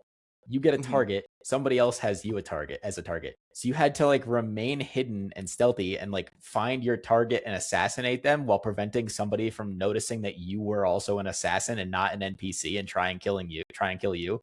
It was so fun. Interesting. Yeah, no, I never jumped into that. But to comment on that, when they were talking about what they were like, their decision to not do the DLC, I did think it was very strange. Yeah. To the not DLC include makes less sense to me. Did you play Freedom Cry? No, I didn't. Okay, it was a cool DLC. With what it was and what it covered, it was one of those situations where I looked at it and was like, it was just going to be more Black Flag. So their decision to not do it doesn't really change my opinion of this. It was more like, okay, we're not getting Adewale gameplay like that. Whatever, not the biggest loss. I would have been more floored if they came out and said we're doing multiplayer again. I would have. No. Let me stop you really quick, because like that is totally a me thing. I know a lot of people didn't play that multiplayer. I think it was more they didn't try it rather than they actually disliked it. Because from everybody that I've spoken to, it might just be like an echo chamber kind of thing, but anybody who I've spoken to who has played it has at least enjoyed the multiplayer. Like, yeah, that was pretty fun. I don't think there's anybody who's like, get this the fuck out of here. Like, this is horrible. Like, but like I know a lot of people didn't play it, so I get them not including it. The DLC makes less sense to me on a personal level, but I am more hurt by the multiplayer not being included. That is very fair. So with a lot of things here, I want to just read off here. I'm reading from Xbox Wire about it. Does it have I'm trying to see if it has an author really quick before I just read from it, but I don't know if the author is Lucy O'Brien, but it sounds like she may have been the one talking about a lot of this. But obviously, we learned all of this from the Ubisoft, I don't know what they called it. I don't think it was a direct or anything. I think it was just a presentation for it. Yeah, but I don't know, it's Ubisoft. Fair. The things that like the Xbox Wire highlights to talk about is combat has been reworked. It says to focus on visceral takedowns and new parrying mechanics, as well as quickfire, rope dart, and pistol moves. So the interesting thing about the combat is I played Shadows. I'm much lower on Shadows than a lot of people are. Shadows. I did not like it. Shadows is probably my least favorite Assassin's Creed game. I think the only one that it beats out for me is Assassin's Creed 3, and even then, I'm not sure about that. We can talk about all that. You know my opinions of Assassin's Creed 3. So. You have a lot of wrong opinions. We'll talk about them, but I think Assassin's Creed Shadows has some of the best combat in Assassin's Creed history. I think the problem is I'm not playing Assassin's Creed for combat. I'm playing Assassin's Creed to stealth kill. It's funny because I half agree with you. I am there to stealth kill. But if you are going to do an action combat system, I think Shadows was horrible. Okay. Interesting. Yeah. I mean, I don't have a lot of good things to say about it either. Like, I think sometimes like if they did Yasuke was very action focused. And first of all, he almost didn't feel like a human. He was like fucking 9 feet tall, barreling through walls, and like those abilities were insane. It was like you're a superhero. Yeah. And I'm blanking on the other character's name. What was the other character's name? Now I Mhm. felt like she was supposed to be the assassin type character, but the combat system wasn't built around that, No, so it felt not at all. terrible still. The amount of times in that game that I would go to like assassinate someone and they're just like, "You're too low of a level. They're gonna catch you," or I'm like, "What the fuck does that mean? Yeah. They're gonna catch me?" So it was like At least let it me was an try, or like it was like, I don't know, it yeah. felt weird. There was an accessibility feature that it was like like assassinations always work, and I'm like, why was that not the default? I don't care who you are. You know, I'm If you playing don't know I'm coming, Assassin's Creed, right? yeah, like so. I won't get into my problems with it, but with that being said, it looks like the combat's been reworked, and from what I was able to tell from the trailer, it looks like it's still more Black Flag, but reworked Black Flag combat. And I like the Yes, yes. simplicity of a lot of like the older Assassin's Creed. So this was definitely something that jumped out to me. I like the UI and how sleek it looks in the reworking, so that's something I'm really happy about. It felt, you know what Um, it looked like to me was like, I think a lot of the problem people had with the previous combat system was it felt more like you're just parrying when you do get into combat, you're not assassinating people. mhm, And that was okay for a bit, but it got old, it got outdated, and they very needed to quick. change something. And they went, Mhm. I think, way too far in the other direction. I think Yes. Mirage was honestly kind of their closest attempt at being like kind of a mix. Yeah. Uh, and Mirage is pretty decent about it. I think Black Flag looks to be more towards the resynced at least. It means like more towards the older style, but with a little bit of modernization to make it feel a little smoother and a little less like you're just pressing parry button over and over again. Yeah. And that's kind of what I wanted from it. So I'm pretty excited about that. Yeah, 100%. A couple of other things that they added in. It looks like Edward can now crouch at any time, which again seems weird, but this was something that they added in Origins. Like when they got to those open world RPG sections, they that's what they added in. Like when you were playing Syndicate and Unity and stuff, you did not have the crouch ability at any time. It was Yeah. only when you got to certain sections or certain situations that you could. So this is a small thing, but like when you go to back to Black Flag, like the original, and it's missing, you're like, this feels so weird. So to have that here is really cool. Uh, to affect that, tailing missions have now been changed because that is something that, oh my god, like I'm so happy about that. Nick has commented on this all the time because each time we went through Black Flag, like we've been streaming it, but we also, I think when Origins was coming out, we actually did like a challenge to go through all the Assassin's Creed games because he hadn't played some of them. So we're like, let's get caught up on the whole series, and it was a lot of fun. But we went through Black Flag, and he was like, we were taking turns mission by mission, switching off. He got every single tailing mission.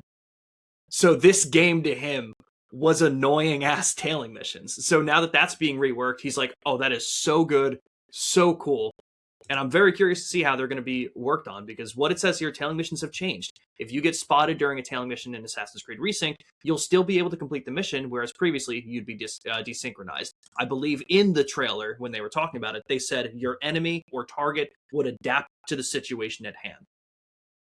I'm curious as to what that means. I'm curious what that means because if it's like somebody you weren't necessarily supposed to kill and like now you have to kill that person, Right. how does that How does change that work? the mission, the Story. story? Yeah. Yeah. So I wonder if there's certain situations where like, oh, you weren't supposed to kill him, we will desync you. I wonder if it's more like, oh, you got caught, he's gonna run. Like you Yeah. can still work on it like that and then interrogate him maybe. So I think that's huge. Maybe he'll like drop a note in something that like he was supposed to pass on with, Yeah. something like that. Yeah. We also have observe mode, which allows Edward to observe his environment and find his quest objectives, clues, and tag enemies. Again, something just really cool. Apparently, zip lines got added in, which I don't even know if I remember from that. I But don't either. But what also really gets me is the naval combat that they've upgraded and stuff. A host of Yeah. secondary weapons have now been added to Edward's ship, the Jackdaw. Enemy ships and factions have alliances and enemies, which will affect their behavior and loadouts. You can bring a pet along, which was something just one of those small updates. It was like, oh, that's Oh, pretty cool. Yeah. um, recruiting 3 officers, play through their 3 unique side quests to assign them to your crew. Each will bring a new gameplay feature to naval combat. That's part of like the new stories that they added with new Yes. characters and everything. That seems really cool. I came off of last year playing Like a Dragon Pirate Yakuza in Hawaii, being able to assign crew members to different positions, being your first mate, this and that, having different abilities. So this kind of seems like, I'm not going to say a watered down version of that, but it's just not as wide because it's like a small new thing that they added in. So I'm really looking forward to that. And something that I think everyone was happy about, new shanties. Hell yeah. 10 brand new songs. Did you know that shanties just weren't from the 1700s? I didn't know that they were writing this shit for this game. Oh, I didn't know that. Yeah, no, I didn't know they had new ones. What? You know which one actually blew my mind? I didn't What? know for years after Dishonored came out that like the Drunken Whaler is a sea shanty of Drunken Sailor. They just kind of changed some of the lyrics for Dishonored. Didn't know that. Yeah. That's I cool. remember I saw a Good Kid and they performed it live. That must have been a crazy realization for you at that moment. Oh no, I realized it before then, but I was Okay. yeah, but then it was like kind of like a reminder of like, holy shit.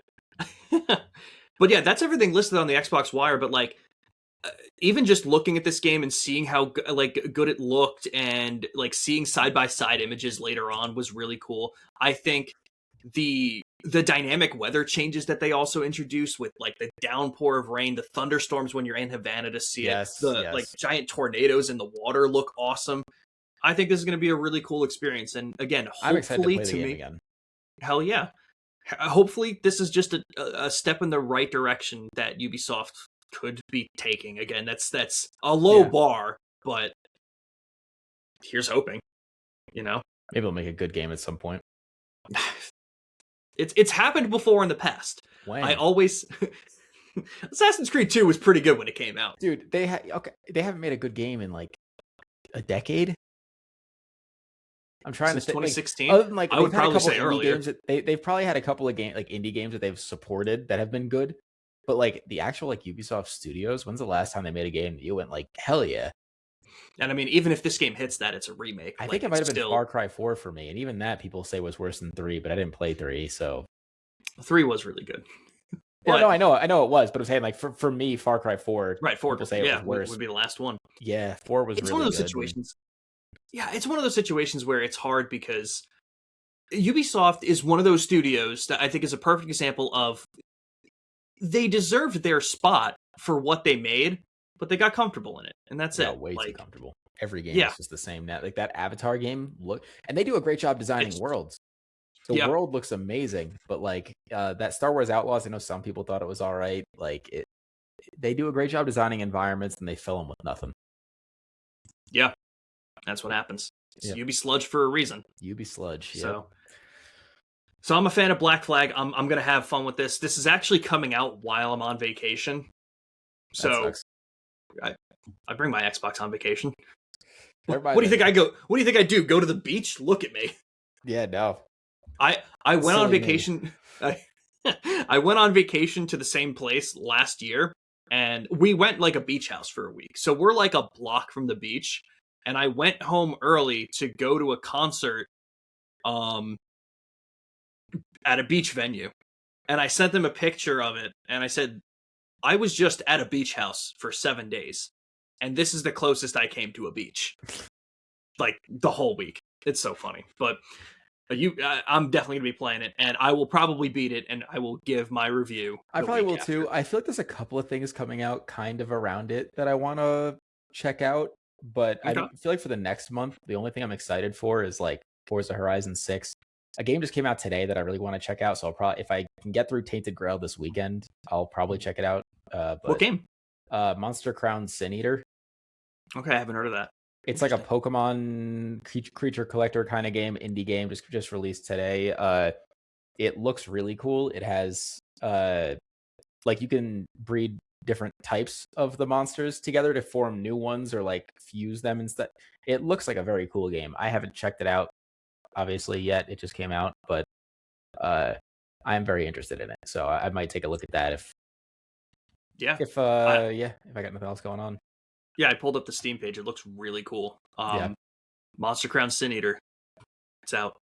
Yeah, I was gonna like Pokemon games. That looks like a good one. So I was gonna bring this up too because like Kind of Funny does this at the end of every month, and I think I actually brought it up as like show ideas that we could do, and they do it at the end of every month where there's a website called like videogamerelease.com. It's something very simple like that. I don't know the site. I will find it and correct myself for you guys, but it's a list of every release coming out, AAA, AA, indie, whatever. It's very rare that it misses a game, and I was like, what if we did that? Like at the end of every month, just doing and list them off and talk about them. But at the same time, Randy, I feel like I played too many different games. That's fair. And not only that, but I feel like a lot of these games we wouldn't have much to talk about when it comes to that. Like, Kind of Funny yeah, works. Like this one I found out about today, so it was like I saw it in new releases. Yeah. Now I'm actually curious because you say today, and it's technically after midnight for me. Is it April 30th or May 1st? April 30th. April 30th. It is April 30th. Okay, so because I was like, this isn't on their list, so maybe this is a bad example of it. But okay.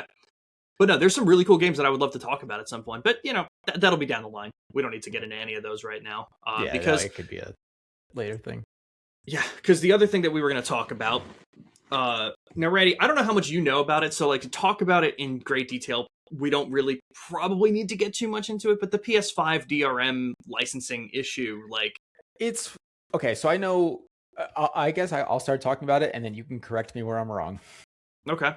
Okay, so as I understand it, all that the new update did with their DRM is basically when you buy a game digitally, if you disconnect from the internet, you have 30 days to reconnect to the internet before Sony is basically like, we can't check if you have this license or not. You're not able to play this game anymore. And so you won't be able to play. You have to connect to the internet once every at least 30 days to verify that you own the games that you own. Yep. Is that... Yeah, yeah. So I mean, top level thoughts, it's not thoughts. This is what Xbox One was saying on their original launch, and people gave them metric fuck tons of shit about it. And I think it is not good. But I also think I think it is not good. I think we need to do more about game ownership, especially digitally, now that most people don't buy games physically. You need to be able to own your own video game and play it offline. I hate that that's even an option. I will also say the amount of people that aren't connecting to the internet once every 30 days probably don't own a console. That was the main point that I want to bring up, because don't get me wrong, no part of this conversation is going to be on the side of Sony doing this. It is always, you own what you own. That needs to be the end of the line kind of thing. But at the same time, it is the case of when you think about how many people don't have access to internet, it sucks because there are people that don't. But in today's world, I can't imagine going through school not having access to the internet. I don't know how you would do that. I have two teachers in the house. Both are working at a middle school and a high school level, and they do everything on laptops. I don't know how, you can't go home and you're doing homework online kind of thing. You're doing this online. If all this is asking is for you to connect to the internet once every 30 days to restore your licenses, or just do an automatic check, it sucks to talk about, because no one's talking about it on the level of most people have access to it. Because if your argument is most people have access to it, it's shunning the people that don't have access to it. It's a small amount of people, but that's why it's never a good thing. But also, it just doesn't give you the option of if you want to just take, let's say you play on Switch. Let's say Nintendo is doing this.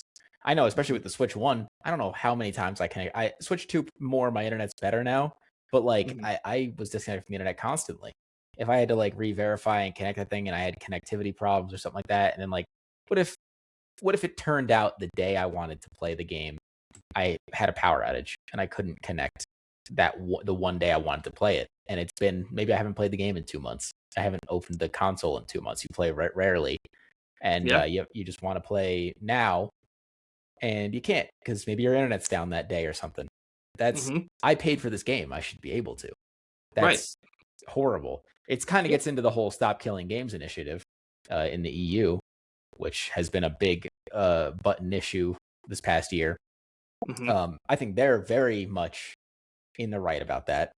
I don't know how much you know about that initiative as a whole, but most of what we talked about is what I know. Yeah, I know very surface level. I know surface level stuff for the most part. I know they kept it vague on purpose because putting too many stipulations into it kind of made it less likely to get passed and everything like that. But the baseline for anybody who doesn't know is that if you buy a game digitally, even if it's a game that's always online, like an MMO or something like that, they have to they should have to provide some way to keep the game playable forever.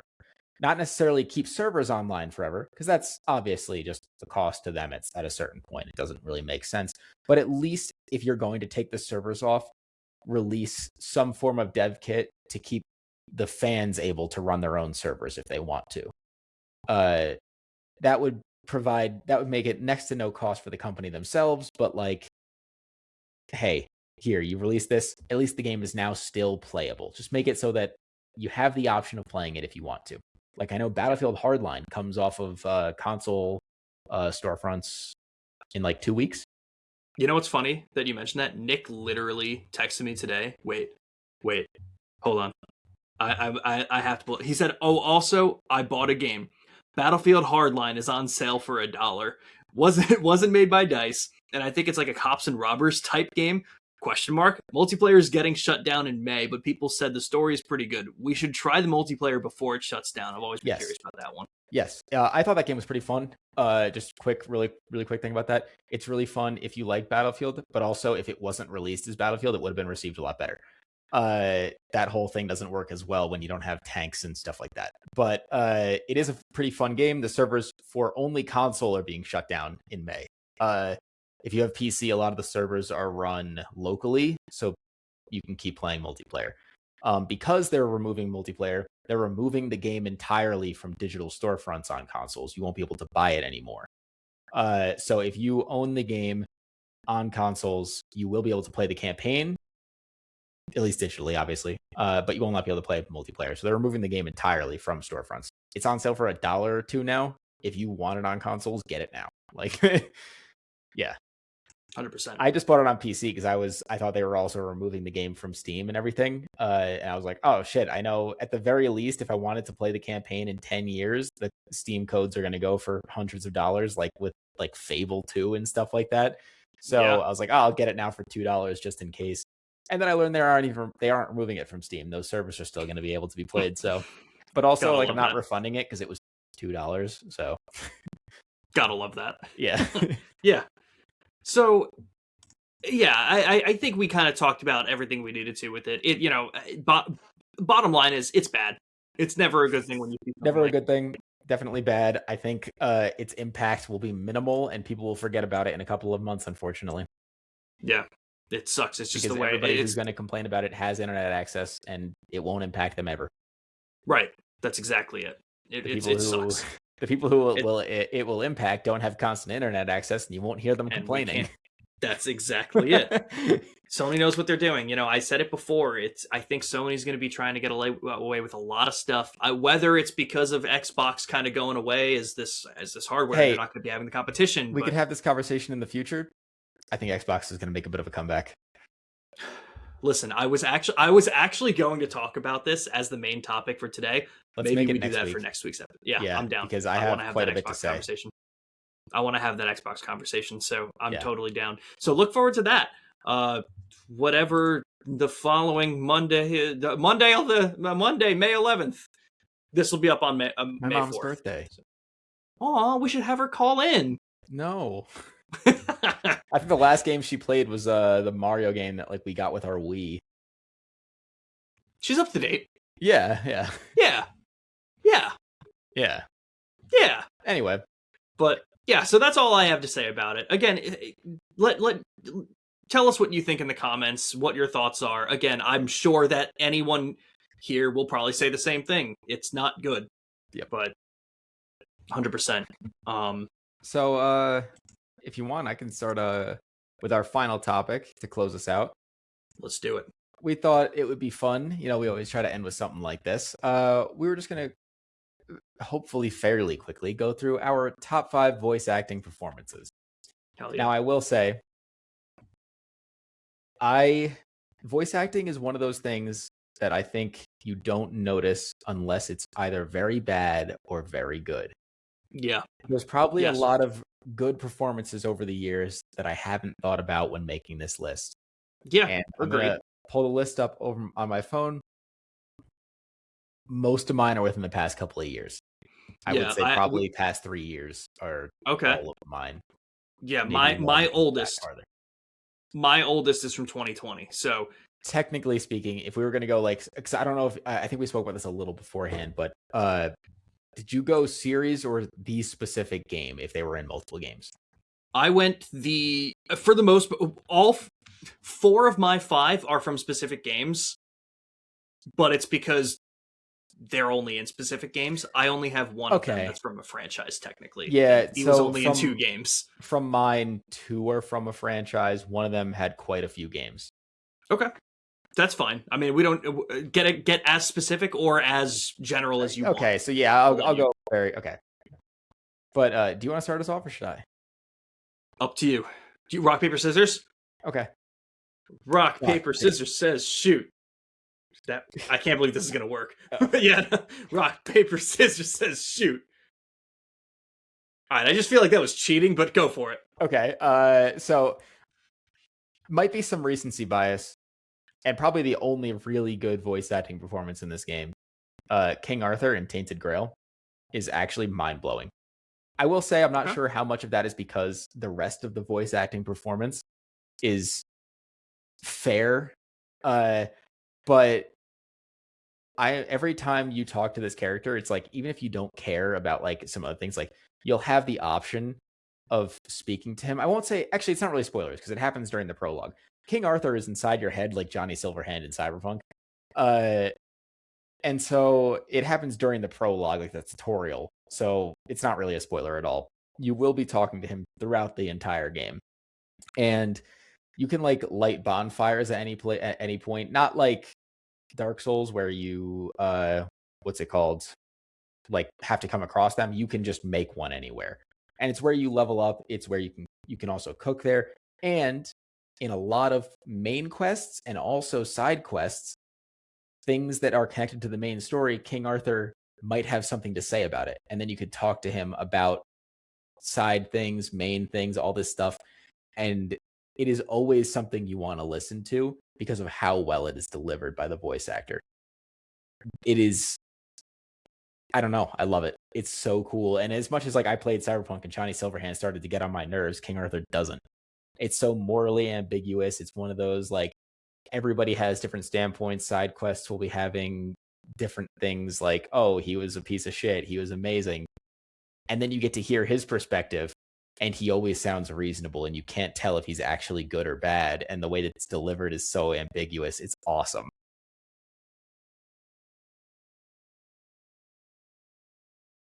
The voice actor was the voice actor, Philip Sacramento. Dude, I was trying to unmute my mic too when you finished talking because I came back at the right moment, but it was hovering over voice or echo cancellation, and it just kept covering the unmute button, and I tried like 6 times. Yeah, and I when looking at this, I had to like double check I had the right name because Philip Sacramento is a bonkers name, but good on him. You know what's interesting? I was looking up who that was, and I've also seen like Zach Lazar Hoffman come up, so I have no idea who actually voiced him. Yeah. But I like your answer, and that's a cool fucking name. So shout out that guy. Yep. That's pretty cool. My number 5, I don't think I'll have too much to talk about here, but it's Zeno Robinson for his role as Junpei Iori in Persona 3 Reload. From Persona 3 and FES to Reload, they recast the entire voice cast. I don't think anyone has their same voice actor. And there's a lot of really, really well done parts. I know Alex Lee takes some pretty big voice parts. I'm not going to say names because I don't want any kind of spoilers aside from just surface level things. There are so many well done voice parts in this game, but Zeno Robinson takes the cake for me. Like, he does such a damn good job.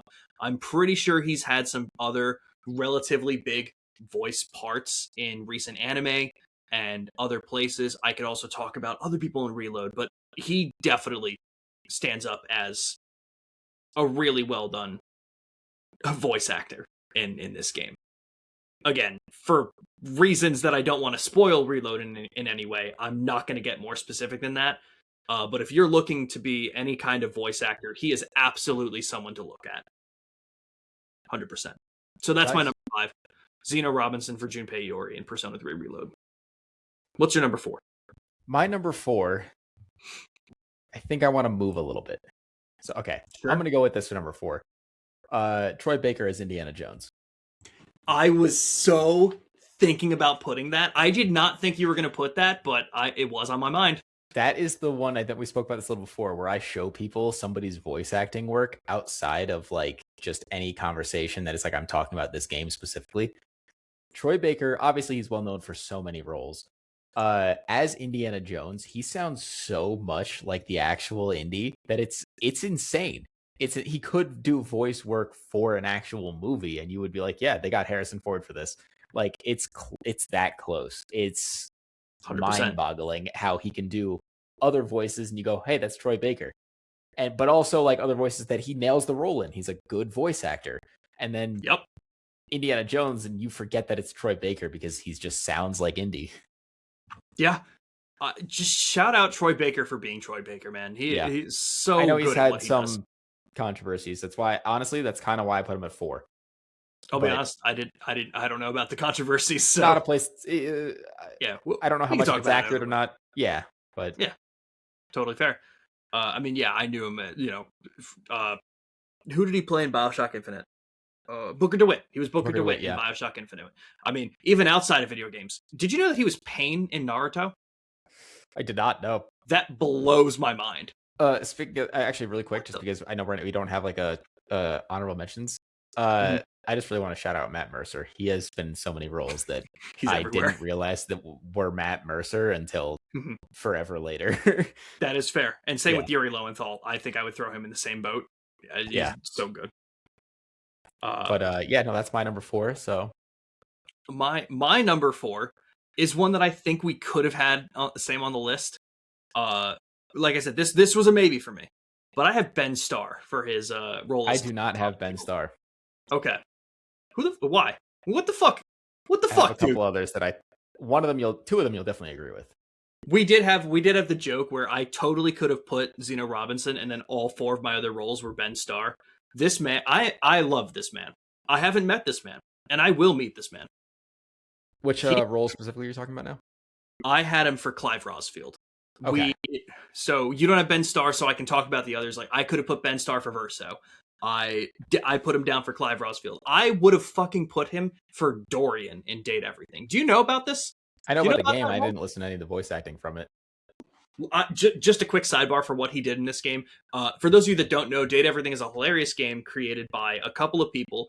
Namely, I know Robbie Damon is a big part of who made this game comically. It's a funny game, and it has A-list voice actors.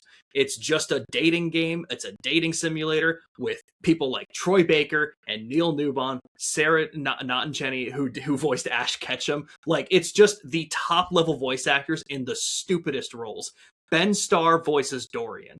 Basically, the idea of this game is you wear your date viators. It's sunglasses that turn all inanimate objects into dateable objects, and you just talk to them, and it's just dating scenarios. It's ridiculous.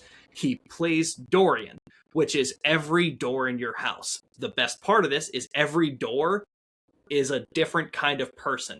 Front Dorian is a bouncer. He's like very serious about who he lets in and out of your house, and he's like the protective kind of guy.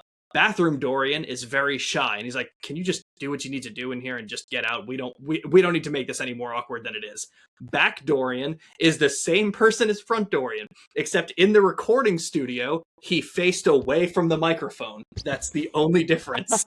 It's awesome. I can't give these guys enough credit. It's hilarious.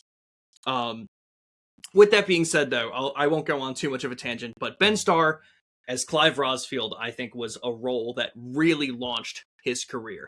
And he brought it up in an interview recently, and it's a very interesting point, because we talked about this. Troy Baker being able to do so many different things, but there are so many people that you hear, like, their voice, and you're like, oh, that's the guy who did Booker DeWitt. Or you hear something else, and you're like, oh, that's the guy that did this role. Ben Starr has somehow created a personality where you hear his voice and you don't, like, I don't hear Verso and say, oh, that's Clive Rosfield.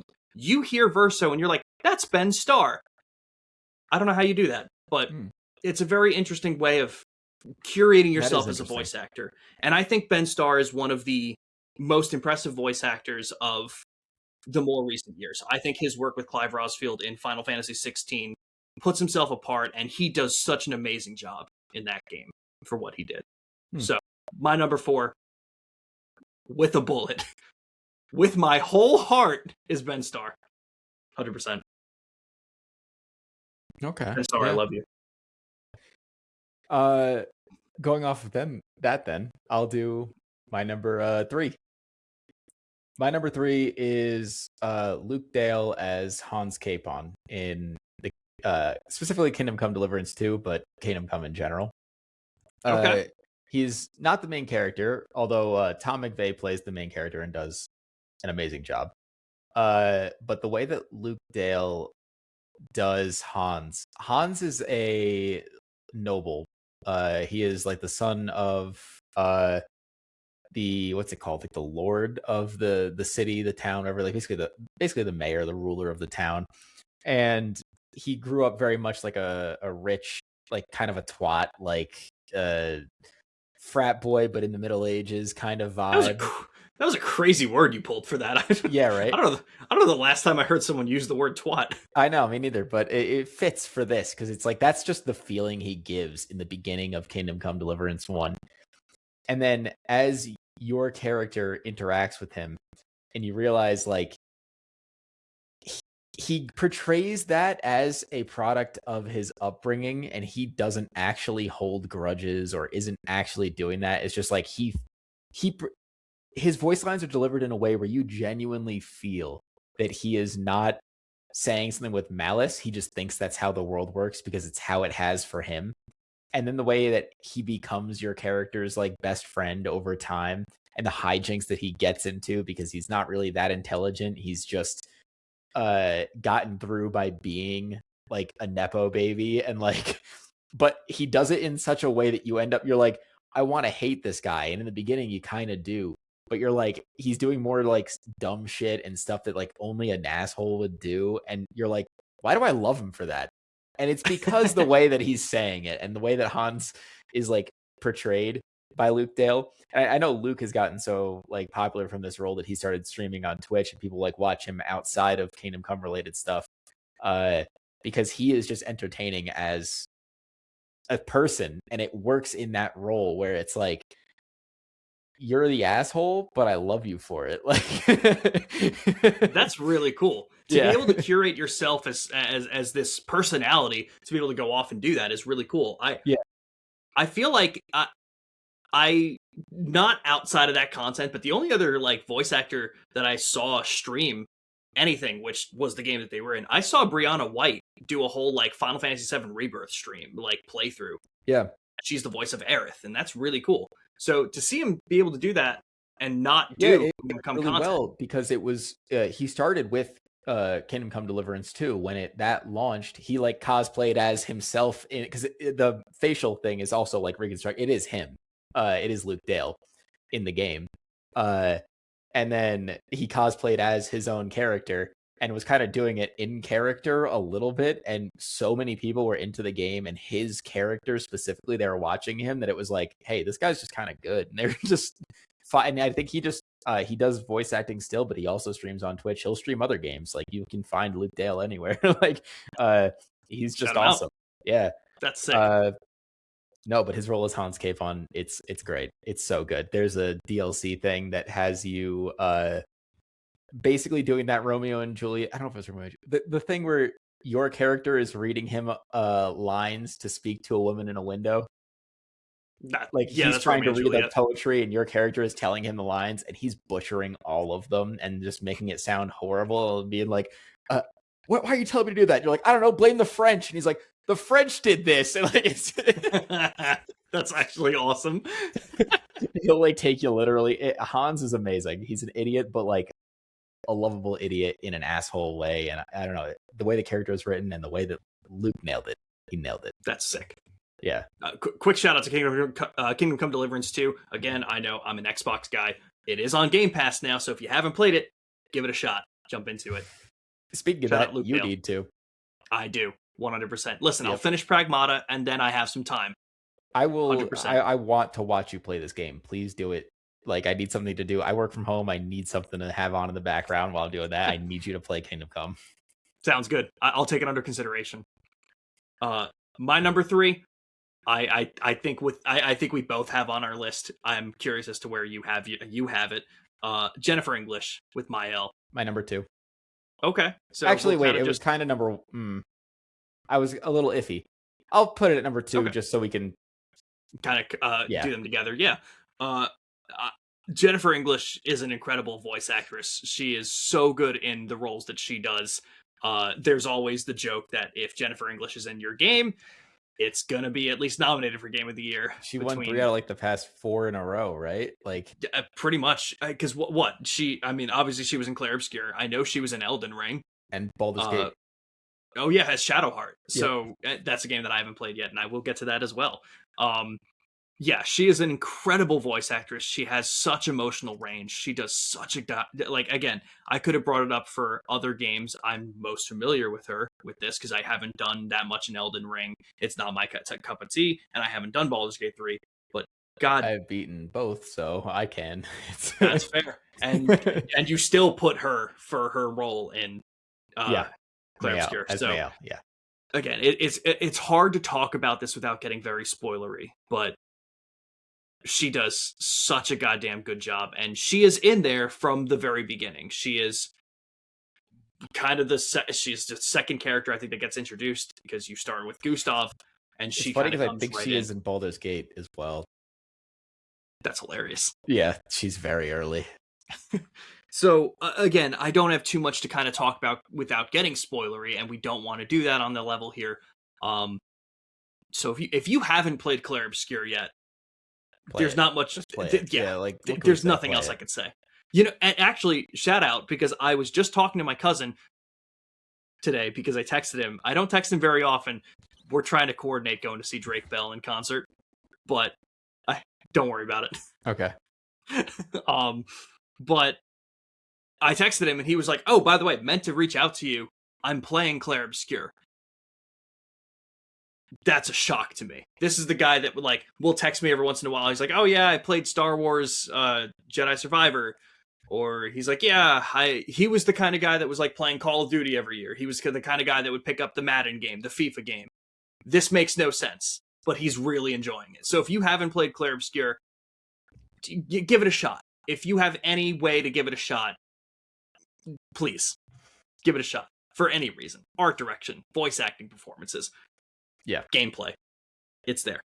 We can just go into your number 2 then if you want, because I had that kind of at 1, but it was tentative, so I could use that as 2, and we could just because I don't have anything to add on to that. Okay, yeah, my number 2 then. Yeah, I was going back and forth between my number 2 and number 1, kind of the same as you. But my number 2 spot is for Billy Kemetz for his role as Dr. Maruki in Persona 5 Royal.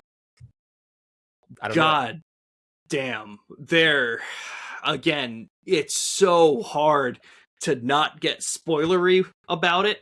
So I'm not going to talk about half his performance and the performance that I think makes it deserve to be the slot here, but he has since passed away, and it's really rough. Billy, I don't know what else he did. I'm kind of looking this up on the fly, but he passed away from, I think it was colon cancer that he had, and he passed in June 9th of 2022. And it's hard to talk about, of course, but he actually, in Persona 3 Reload, there's another voice actor who plays Akihiko in the game. And there, again, without getting spoilery, because it's so hard not to, but there's a death scene in Persona 3. There's many. But there's one specifically that there had to be a scene with Akihiko in it. And he said he couldn't nail this scene down. And then his friend Billy Kemetz had passed away, and he went back into the booth and used that as an emotionally charged kind of performance, and he got it, and it sucks to say, but Billy Kemetz did some really cool roles over his voice acting career. But I think what he did with Dr. Maruki and how he did it, especially passing away 2 years after this role hit home, and god damn, his performance is incredible in this game. Again, I know it's like top tier, But if you haven't played Persona 5 Royal and you're into JRPGs and you're into turn-based JRPGs like Randy, I really do think you should give this game another shot. I know for your reasons for not liking Persona. I never Totally tried it. viable. It's on another shot. I've never given it a shot. Oh, okay. Yeah. God, I really think if you can get past some of this stuff, I think this is a game you would get lost in and be like, I get it. Yeah, I'm starting to be a little convinced to give it a try. So yeah, soundtrack, performances. Again, I think the hardest thing to get, or like, if you can get over anime cringe, that's the thing. I think you're in. But it's very difficult for some people to get over anime cringe. There are some games where I have Xenoblade Chronicles 2. And the only reason I think I have was because it was a sequel, but there's a couple of lines, there's a couple of side things in that where you're like, holy fuck, ew. Like, very fair. Luckily it was 3, they worked away from it again. It's only 2, but like 2 is like, holy shit at a certain points. It could be rough, but like I said, I think there's so many there are so many performances in Persona 5 that I want to talk about. Like, I could have given it to Robbie Damon for Akechi, but I think it has to be Billy Kempis because it's I think the part in the game that makes me cry the most. Yeah, 110%. I'm a crier for sure, but that one gets me. It's weird talking about all of these performances. Just to lead with my number 1, I did have this lower on my list originally. Okay, I'm curious though. It ended up moving up quite a bit. And I think it's just because of how iconic it is as a role, because there isn't really emotional range. Okay. But can you name a more iconic voice actor than Steve Downes as the Master Chief? I was thinking about it, and I'm like, I could put Halo, but there isn't really emotional range. But tell me how many people can quote like specific lines from the Master Chief compared to other, like, I haven't been able to quote most of the voice actors we've said, but sir, giving the government back their bomb. Like, I can, like, I need a weapon. I need a weapon. Like, it's Oh, that was good. God damn. Like, I might have to clip that voice line out and use it as like some kind of thing in my stream. I have to, but name a more nailed role than Steve Downes as the Master Chief. Yeah.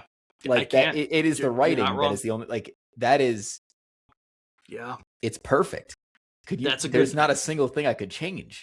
It's that's a good number 1. Might not be emotional depth, but the character doesn't call for it. It's no, and sometimes that's what voice acting is all about. Yeah, truly, it might not need it if it doesn't call for it. You don't do it. There's something to be said about not overplaying a character, and while it may not stand out, it stands in its own right. It stands out. People still quote it. People use that voice, and like, as much as I hate AI, people make AI voices of the Master Chief saying things because of his voice. People like know the Master Chief's voice, and like, that is, it's iconic. Shout out to Waze, the navigation app, because you can get Master Chief to voice it. It's Master Chief, and he has I looked it up before this. The only other role he has done, he has not been in another video game. As a voice actor, he did Star-Lord in like a Marvel TV show. Didn't know that. That's weird. But like, he doesn't do voice acting, I think, other than that. I'll double check again just to be absolutely 100%. He's a DJ and voice actor. He's been in all of the Halos. He's been in a video game in 1999 before Halo called Septerra Core: Legacy of the Creator. Wait, DJ? Can you hire him? Oh no, that was a voice role. That one. But yeah, he is also a DJ. Wait, can you hire him as a DJ? I do not know. We will get back to you because that's a very important information I need to know. Yep. But that's a good number 1. That is a role that is fit for number 1, truly. Like you said, for those reasons. I felt weird putting it because there isn't like emotional, like with Jennifer English as Mael, and like you hear like the range that she has, and you can't tell with Steve Downes because he hasn't really done much else. But like, does he need to? Like, he's good, known by people who you hear Master Chief, you fucking know it's Master Chief. You know what though? I'll be real with you. Who's more iconic, Master Chief or the guy who says Slayer? Oh, that's it's honestly close, but I think it's Master Chief. I would say so too. But shout out that guy too. Yeah, no, he could, but Master Chief's had more lines, and like, it's It's Master Chief, man. Like, It's Master Chief. I agree. I have a weird number one as well, because I actually don't think he's done a lot of video game roles either. Apparently he's really expensive to hire, which is part of the reason why he doesn't have a lot of those roles, but those roles he does are really fucking good. My number one is Kaiji Tang for his role as Ichiban. Oh, from Yakuza? In Yakuza. Yeah. Did you beat Like a Dragon, Randy? No. That's why. Yeah, okay. That's why you might be. Because I was going to say, like, I was trying to think of different people for voice acting, and I'm like, I think I have to give it to Ichiban.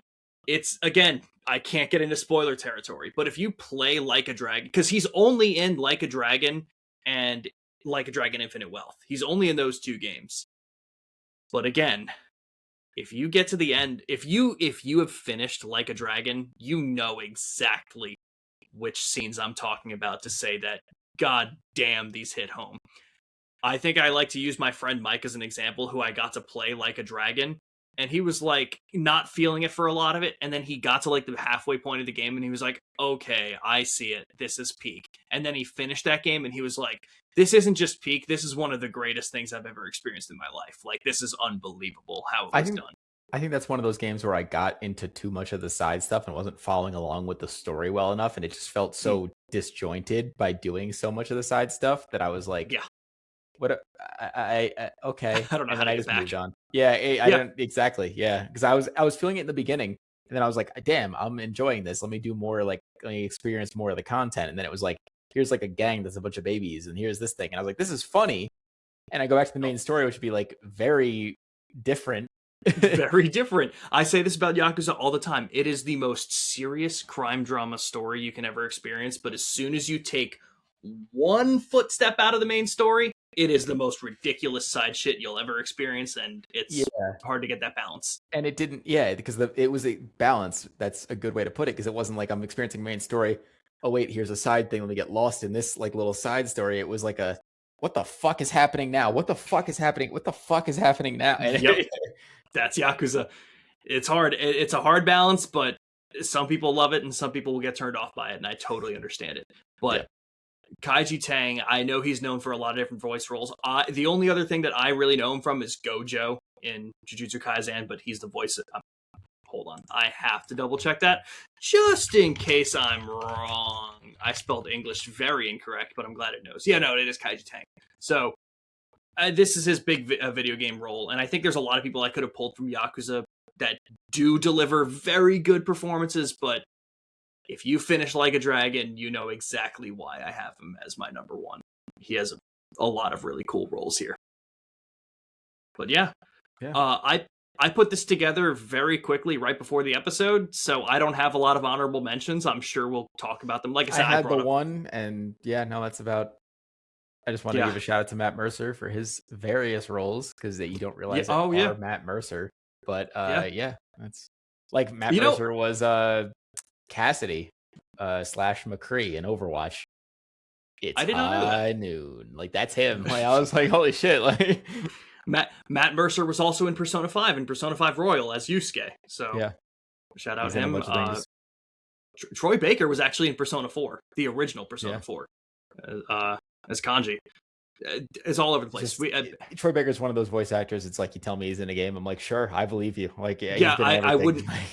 Wouldn't second guess it. Yeah.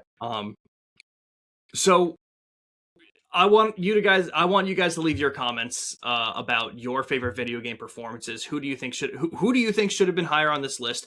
Who did we have on our list that you would have given to a different role as well? I'm curious about that. I think that's all we got. Yeah, no, that's pretty much everything. We still haven't figured out an ending, huh?